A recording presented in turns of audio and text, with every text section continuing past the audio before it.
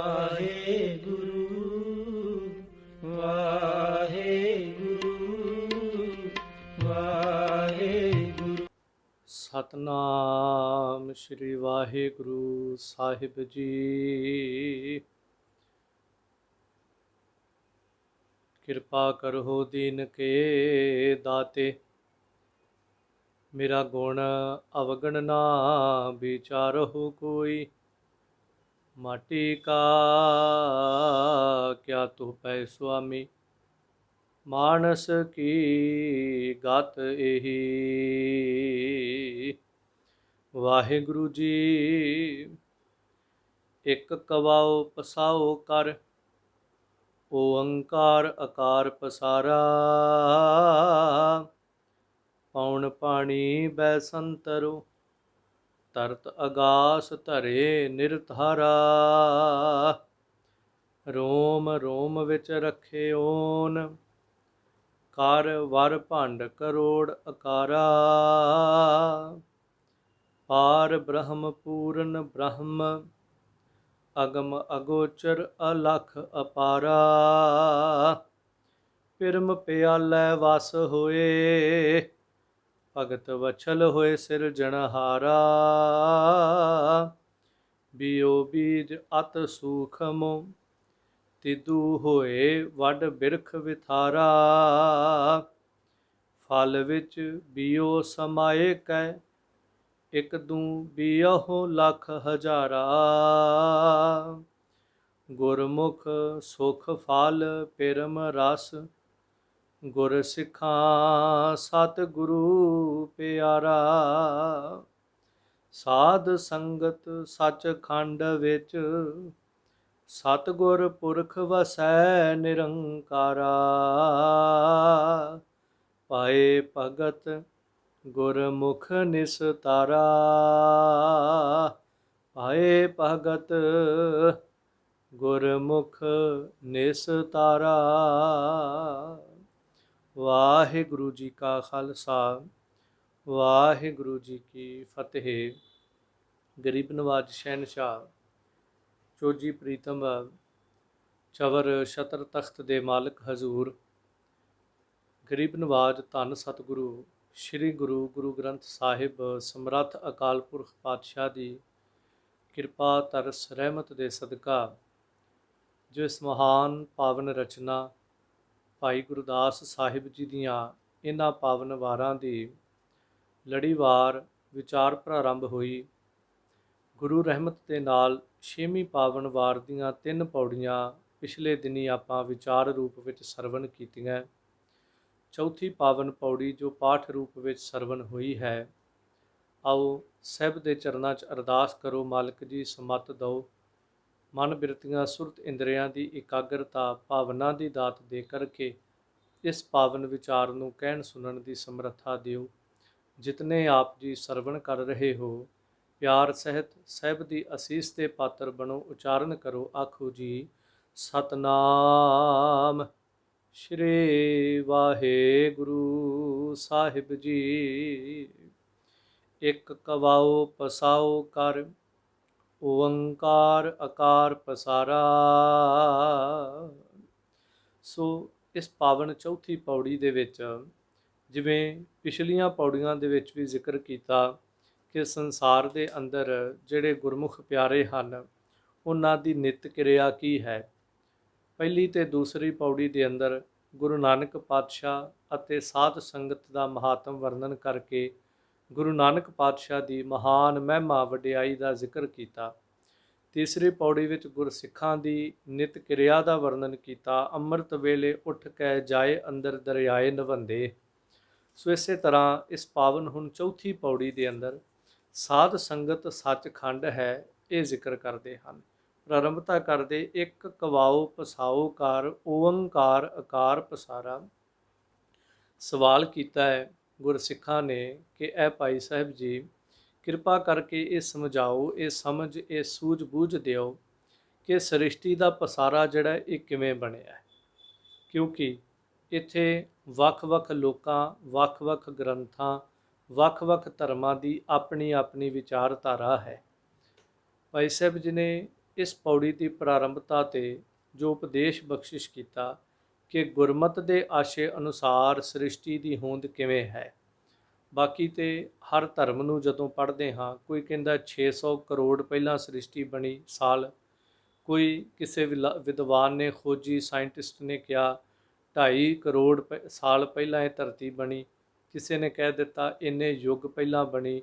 फिर अलग अलग धर्मां ने अलग अलग साइंटिस्टां ने अपनी अपनी खोज के मुताबिक किया। पर जदों धन गुरु नानक देव महाराज जी नूं सिद्ध पुछदे ने कि ए बाबा जी आ जिहड़ी सृष्टि है कवन सुवेला वक्त कवन, कवन थित कवन वार, कवन से रुति माहो कवन जित हुआ आकार। ए गुरु नानक महाराज इस सृष्टि की होंद बारे तुहाडा की विचार है। तो मेरे साहब जी ने जदों ये शब्द किया वेल ना पाइया पंडिती, जे होवै लेख पुराण, वक्त ना पायो कादियाँ, जे लिखण लेख कुरान, थित वार ना जोगी जाणै, रुत माहो ना कोई, जा करता सिर ठीकौ साजे, आपे जाणै सोई। सब कहते इत्थे कोई महीने कोई करोड़ां सालां दा जिक्र नहीं, ये तां जा करता सिर ठीकौ साजे, आपे जाणै सोई। ये तां उन्हें किस दिन साजी है, ਇਹਦੀ ਹੋਂਦ ਇਹਦੀ ਬਣਤਰ ਇਹਦਾ ਸਾਰਾ ਢਾਂਚਾ ਕਦੋਂ ਕਿਵੇਂ ਕਿਸ ਜੁਗਤੀ ਨਾਲ ਉਹਨੇ ਤਿਆਰ ਕੀਤਾ ਉਹ ਆਪ ਹੀ ਜਾਣਦਾ ਹੈ।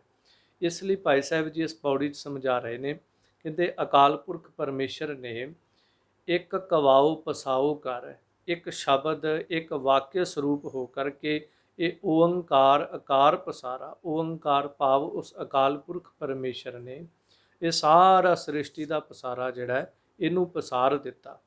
ਪੌਣ ਪਾਣੀ ਬੈ ਸੰਤਰੋ, ਤਰਤ ਆਗਾਸ ਧਰੇ ਨਿਰਤਾਰਾ। ਉਸ ਤੋਂ ਬਾਅਦ ਇਸ ਧਰਤੀ ਦੇ ਵਿੱਚ ਪੌਣ ਹਵਾ, ਫਿਰ ਇਹ ਪਾਣੀ, ਫਿਰ ਅਗਨੀ, ਫਿਰ ਧਰਤੀ ਤੇ ਆਕਾਸ਼। ਧਰਤੀ ਆ ਜਿਸ ਧਰਤੀ ਦੇ ਉੱਤੇ ਆਪਾਂ ਤੁਰਦੇ ਹਾਂ, ਇਹ ਸਾਰੇ ਬ੍ਰਹਿਮੰਡ ਅੰਦਰ ਫਿਰ ਆਕਾਸ਼, ਇਹਨਾਂ ਨੂੰ ਧਰੇ ਨਿਰਤਾਰਾ, ਨਿਰ ਆਸਰਿਤ ਇਹਨਾਂ ਨੂੰ ਖੜੇ ਕਰ ਦਿੱਤਾ। ਜਿਹਨੂੰ ਬਾਣੀ 'ਚ ਬਚਨ ਪੜ੍ਹਦੇ ਬਿਨ ਥੰਮਾ ਗਗਨ ਰਹਾਇਆ, ਉਹਨੇ ਆਕਾਸ਼ ਵੀ ਬਿਨਾਂ ਥੰਮਾ ਤੋਂ ਖੜਾ ਕਰ ਦਿੱਤਾ। ਇਸ ਧਰਤੀ ਨੂੰ ਵੀ ਇਸ ਗਲੈਕਸੀ ਦੇ ਅੰਦਰ ਘੁੰਮ ਰਹੀ ਹੈ, ਪਰ ਇਹਦੇ ਥੱਲੇ ਕੋਈ ਸਪੋਰਟ ਨਹੀਂ ਦਿਸਦੀ ਪਈ। ਹਾਲਾਂਕਿ ਗ੍ਰੰਥਕਾਰਾਂ ਨੇ, ਹਿੰਦੂ ਮਤ ਵਾਲਿਆਂ ਨੇ ਇਹ ਕਹਿ ਦਿੱਤਾ ਇਸ ਧਰਤੀ ਨੂੰ ਇੱਕ ਬਲਦ ਨੇ ਸਿੰਘਾਂ ਦੇ ਉੱਤੇ ਚੁੱਕਿਆ ਹੈ, ਪਰ ਗੁਰੂ ਨਾਨਕ ਪਾਤਸ਼ਾਹ ਕਹਿੰਦੇ ਨਹੀਂ, ਇਹ ਤੁਹਾਡੀ ਸੋਚ, ਇਹ ਤੁਹਾਡੀ ਖੋਜ ਜਿਹੜੀ ਹੈ ਇਹ ਨਿਰਮੂਲ ਤੋਂ ਹੀ ਗਲਤ ਹੈ। ਸੋ ਇਸ ਕਰਕੇ ਧਰੇ ਆਗਾਸ, ਆਗਾਸ ਧਰੇ ਨਿਰਤਾਰਾ, ਬਿਨਾਂ ਆਸਰੇ ਤੋਂ ਇਹ ਸਾਰਾ ਕੁਛ ਬ੍ਰਹਿਮੰਡ ਦਾ ਉਹਨੇ ਖੜਾ ਕੀਤਾ ਹੈ, ਇਹਨੂੰ ਟਿਕਾਇਆ ਹੋਇਆ ਹੈ। ਰੋਮ ਰੋਮ ਵਿੱਚ ਰੱਖੇ ਓਨ, ਕਰਵਰ ਭੰਡ ਕਰੋੜ ਆਕਾਰਾ। ਫਿਰ ਇਹ ਕਿੰਨੀਆਂ ਕੁ ਧਰਤੀਆਂ ਨੇ, ਕਿੰਨੇ ਕੁ ਸੂਰਜ ਨੇ, ਜਦੋਂ ਸਿੱਖ ਪੁੱਛਦੇ ਨੇ ਤਾਂ ਭਾਈ ਸਾਹਿਬ ਕਹਿੰਦੇ ਜੋ ਗੁਰੂ ਕੀ ਬਾਣੀ ਪੜ੍ਹ ਕੇ ਸਮਝ ਆਈ ਹੈ ਸਾਨੂੰ, ਸਾਡਾ ਆਪਣਾ ਕੋਈ ਬਲ, ਕੋਈ ਆਪਣੀ ਸਮਝ, ਕੋਈ ਵਿਦਵਤਾ ਨਹੀਂ। ਜੋ ਗੁਰੂ ਕੀ ਬਾਣੀ ਨੂੰ ਪੜ੍ਹ ਕੇ ਅੰਦਰ ਨੂੰ ਕੋਈ ਇਸ਼ਾਰਾ ਮਿਲਦਾ ਹੈ, ਕੋਈ ਕਿਨਕਾ ਮਿਲਿਆ, ਤਾਂ ਸਾਹਿਬ ਗੁਰੂ ਨਾਨਕ ਪਾਤਸ਼ਾਹ ਕਹਿੰਦੇ ਧਰਤੀ ਹੋਰ ਪਰੈ ਹੋਰ ਹੋਰ। ਗੁਰੂ ਨਾਨਕ ਪਾਤਸ਼ਾਹ ਬਚਨ ਕਹਿੰਦੇ ਪਾਤਾਲਾਂ ਪਾਤਾਲ ਲਖ, ਆਗਾਸਾ ਆਗਾਸ। ਇੱਥੇ ਲੱਖਾਂ ਪਤਾਲ ਨੇ, ਲੱਖਾਂ ਆਕਾਸ਼ਾਂ ਦੀ ਗੱਲ ਚੱਲਦੀ ਹੈ। ਤਾਂ ਕਿੰਨੇ ਕੁ ਨੇ? ਤਾਂ ਭਾਈ ਸਾਹਿਬ ਕਹਿੰਦੇ ਉਸ ਪਰਮੇਸ਼ਰ ਨੇ ਰੋਮ ਰੋਮ ਵਿੱਚ ਰੱਖੇ ਹੋਣ, ਆਪਣੇ ਇੱਕ ਇੱਕ ਰੋਮ ਦੇ ਵਿੱਚ ਉਹਨੇ ਵਰ ਭੰਡ ਕਰੋੜ ਆਕਾਰਾ, ਕਰੋੜਾਂ ਬ੍ਰਹਿਮੰਡ ਜਿਹੜੇ ਹਨ, ਵਰ ਭੰਡ ਭਾਵ ਇਹ ਬ੍ਰਹਿਮੰਡ ਕਿੰਨੇ ਵੱਡੇ ਛੋਟੇ ਆਕਾਰ ਦੇ, ਸੂਖਮ ਸਥੂਲ ਆਕਾਰ ਆਦਿਕ ਦੇ ਜਿਹੜੇ ਆਪਣੇ ਇੱਕ ਇੱਕ ਰੋਮ ਦੇ ਅੰਦਰ ਲੱਖਾਂ ਬ੍ਰਹਿਮੰਡ ਉਹਨੇ ਜਿਹੜੇ ਸਰੂਪ ਰੂਪ ਦੇ ਵਿੱਚ ਟਿਕਾ ਕੇ ਰੱਖੇ ਹੋਏ ਹਨ। ਪਾਰ ਬ੍ਰਹਮ ਪੂਰਨ ਬ੍ਰਹਮ, ਅਗਨ ਅਗੋਚਰ ਅਲਖ ਅਪਾਰਾ। ਉਹ ਪਰਿਪੂਰਨ ਪਾਰ ਬ੍ਰਹਮ ਪਰਮੇਸ਼ਰ ਜਿਹੜਾ ਉਹ ਪੂਰਨ ਬ੍ਰਹਮ ਹੈ, ਪੂਰਨਤਾ ਨਾਲ ਭਰਿਆ ਹੈ, ਉਹ ਆਪ ਪੂਰਨ ਬ੍ਰਹਮ ਹੈ। ਅਤੇ ਅਗਮ ਭਾਵ ਮਨ ਬਾਣੀ ਆਦਿ ਕਰਕੇ, ਫਿਰ ਅਗੋਚਰ ਇੰਦਰੀਆਂ ਦਾ ਵਿਸ਼ਾ ਨਹੀਂ ਹੈ। ਉਸ ਤੋਂ ਬਾਅਦ ਅਲਖ ਹੈ, ਉਹ ਲਖਿਆ ਨਹੀਂ ਜਾ ਸਕਦਾ, ਉਹ ਸਾਡੇ ਪਕੜ ਤੋਂ ਪਰੇ ਹੈ, ਸਾਡੇ ਮਨ ਦੇ ਤਲ ਤੋਂ ਵੀ ਪਰੇ ਹੈ, ਸਾਡੇ ਇੰਦਰੀਆਂ ਤੋਂ ਵੀ ਪਰੇ ਹੈ। ਅਤੇ ਅਪਾਰਾ, ਉਹਦਾ ਪਾਰ ਕੋਈ ਨਹੀਂ, ਉਹ ਪਾਰ ਤੋਂ ਬਿਲਕੁਲ ਰਹਿਤ ਹੈ। ਉਹਦਾ ਆਰਲਾ ਪਾਰਲਾ ਕੋਈ ਕਿਨਾਰਾ ਜਿਹੜਾ ਉਹ ਨਹੀਂ ਹੈ, ਉਹ ਆਦ ਅੰਤ ਰਹਿਤ ਹੈ। ਪਿਰਮ ਪਿਆਲੈ ਵਸ ਹੋਏ, ਭਗਤ ਵਛਲ ਹੋਏ ਸਿਰਜਣਹਾਰਾ। ਪਰ ਹਾਂ, ਭਾਈ ਸਾਹਿਬ ਕਹਿੰਦੇ ਜਿਨ੍ਹਾਂ ਨੇ ਪਿਰਮ ਪਿਆਲਾ ਪੀਤਾ ਹੈ ਨਾ, ਜਿਨ੍ਹਾਂ ਨੇ ਪ੍ਰੇਮ ਦਾ ਪਿਆਲਾ ਪੀਤਾ ਹੈ, ਜਿਨ੍ਹਾਂ ਨੇ ਪ੍ਰੇਮ ਰਸ ਨੂੰ ਚਖਿਆ ਹੈ, ਉਹ ਅਪਾਰ, ਉਹ ਅਲੱਖ, ਉਹ ਅਗੰਮ ਪਰਮਾਤਮਾ ਜੋ ਇੰਦਰੀਆਂ ਮਨ ਸਾਰਿਆਂ ਦੀ ਪਕੜ ਤੋਂ ਪਰੇ ਹੈ। ਪਰ ਜਿਨ੍ਹਾਂ ਨੇ ਪ੍ਰੇਮ ਦਾ ਪਿਆਲਾ ਪੀਤਾ ਹੈ, ਭਗਤ ਵਛਲ ਹੋ ਕੇ ਉਹਨਾਂ ਦੇ ਵਸ ਹੋ ਜਾਂਦਾ ਹੈ। ਸਿਰਜਣਹਾਰਾ ਭਾਵ ਜੋ ਸਾਰੀ ਸ੍ਰਿਸ਼ਟੀ ਦਾ ਸਿਰਜਣਹਾਰਾ ਰਚਨਹਾਰਾ ਪਰਮਾਤਮਾ ਹੈ, ਜਿਹੜੇ ਉਹਦੇ ਨਾਲ ਪ੍ਰੇਮ ਕਰਦੇ ਨੇ ਉਹ ਆਪ ਉਹਨਾਂ ਦੇ ਵਸ ਹੋ ਜਾਂਦਾ ਹੈ। ਉਹਨਾਂ ਨੂੰ ਵਸ ਕਰਨਾ ਨਹੀਂ ਪੈਂਦਾ। ਦੇਖੋ, ਸ੍ਰਿਸ਼ਟੀ ਦੇ ਉੱਤੇ ਜਦੋਂ ਦੇਖਦੇ ਹਾਂ ਤੇ ਲੋਕਾਂ ਦਾ ਦਿਨ ਰਾਤ ਜ਼ੋਰ ਇਸ ਕੰਮ ਤੇ ਲੱਗਾ ਹੈ, ਫਲਾਣਾ ਮੇਰੇ ਵਸ ਹੋ ਜੇ, ਫਲਾਣਾ ਮੇਰੇ ਵਸ ਹੋ ਜਾਏ। ਘਰ ਪਰਿਵਾਰਾਂ 'ਚ ਇਸਤਰੀ ਚਾਹੁੰਦੀ ਪਤੀ ਵਸ ਹੋ ਜਾਏ, ਪਤੀ ਚਾਹੁੰਦਾ ਇਸਤਰੀ ਵਸ ਹੋ ਜਾਏ। ਸੋ ਆਹ ਕੁਝ ਸੰਸਾਰ ਤੇ ਚੱਲਦਾ ਹੈ। ਪਰ ਭਗਤ ਕਦੀ ਨਹੀਂ ਚਾਹੁੰਦਾ ਕਿ ਪਰਮਾਤਮਾ ਮੇਰੇ ਵਸ ਹੋ ਜਾਏ। ਉਹ ਤੇ ਆਪਣੇ ਆਪ ਨੂੰ ਪਰਮਾਤਮਾ ਦੇ ਵਸ ਕਰਨਾ ਚਾਹੁੰਦਾ ਹੁੰਦਾ ਹੈ। ਪਰ ਕੈਸੀ ਕਮਾਲ ਦੀ ਗੱਲ ਹੈ, ਭਗਤ ਸੇਵਕ ਗੁਰਸਿੱਖ ਦਾਸ ਪਰਮਾਤਮਾ ਦੇ ਵਸ ਹੋਣਾ ਚਾਹੁੰਦਾ ਹੈ, ਪਰ ਪਰਮਾਤਮਾ ਆਪ ਉਹਦੇ ਵਸ ਹੋ ਜਾਂਦਾ ਹੈ। ਇਸ ਲਈ ਤੂੰ ਭਗਤਾਂ ਕੈ ਵਸ, ਭਗਤਾਂ ਤਾਨ ਤੇਰਾ। ਸੋ ਭਾਈ ਸਾਹਿਬ ਜੀ ਇੱਥੇ ਕਹਿੰਦੇ ਉਹ ਸਿਰਜਣਹਾਰਾ ਪਰਮਾਤਮਾ ਭਗਤ ਵਛਲ ਹੋ ਕਰਕੇ ਭਗਤਾਂ ਦੇ ਵਸ ਹੋ ਜਾਂਦਾ ਹੈ। ਉਸ ਤੋਂ ਉਪਰੰਤ ਜਦੋਂ ਇਹ ਪੁੱਛਿਆ ਕਿ ਦੇਖੋ ਜੀ, ਪਰਮਾਤਮਾ ਤੇ ਬੜਾ ਸੂਖਮ ਰੂਪ ਦੇ ਅੰਦਰ ਹੈ, ਪਰ ਸ੍ਰਿਸ਼ਟੀ ਦਾ ਪਸਾਰਾ ਤੇ ਬਹੁਤ ਵੱਡੇ ਸਥੂਲ ਰੂਪ ਦੇ ਅੰਦਰ ਹੈ। ਫਿਰ ਇੱਕ ਸੂਖਮ ਤੋਂ ਇੰਨਾ ਸਥੂਲ ਦਾ ਪਸਾਰਾ ਕਿਵੇਂ ਹੋ ਗਿਆ? ਕਿਉਂਕਿ ਮਨ ਹੈ, ਕਦੀ ਵੀ ਸਵਾਲ ਖੜਾ ਕਰ ਸਕਦਾ, ਸ਼ੰਕਾ ਨਹੀਂ ਹੈ, ਸਵਾਲ ਹੈ ਸਿੱਖਾਂ ਦਾ। ਤਾਂ ਭਾਈ ਸਾਹਿਬ ਇੱਕ ਦ੍ਰਿਸ਼ਟਾਂਤ ਦੇ ਕੇ ਸਮਝਾਉਂਦੇ, ਕਹਿੰਦੇ ਦੇਖੋ, ਬੀਓ ਬੀਜ ਅਤ ਸੂਖਮ ਤਿੱਦੂ ਹੋਏ ਵੱਡ ਬਿਰਖ ਵਿਥਾਰਾ। ਜਿਹੜਾ ਬੀਜ ਹੈ ਬਹੁਤ ਜ਼ਿਆਦਾ ਸੂਖਮ ਹੈ, ਬਹੁਤ ਜ਼ਿਆਦਾ ਬਰੀਕ ਹੈ। ਛੋਟਾ ਜਿਹਾ ਬੀਜ, ਜਿਹੜਾ ਬੋੜ ਦੀ ਇੱਥੇ ਗੱਲ ਕੀਤੀ, ਕਿਉਂਕਿ ਵੱਡ ਅਰਥ ਜਿਹੜਾ ਉਹ ਵੱਡੇ 'ਚ ਨਹੀਂ, ਵੱਡ ਅਰਥ ਜਿਹੜਾ ਬੋੜ ਦੇ ਰੁੱਖ ਦਾ ਅਰਥ ਹੈ।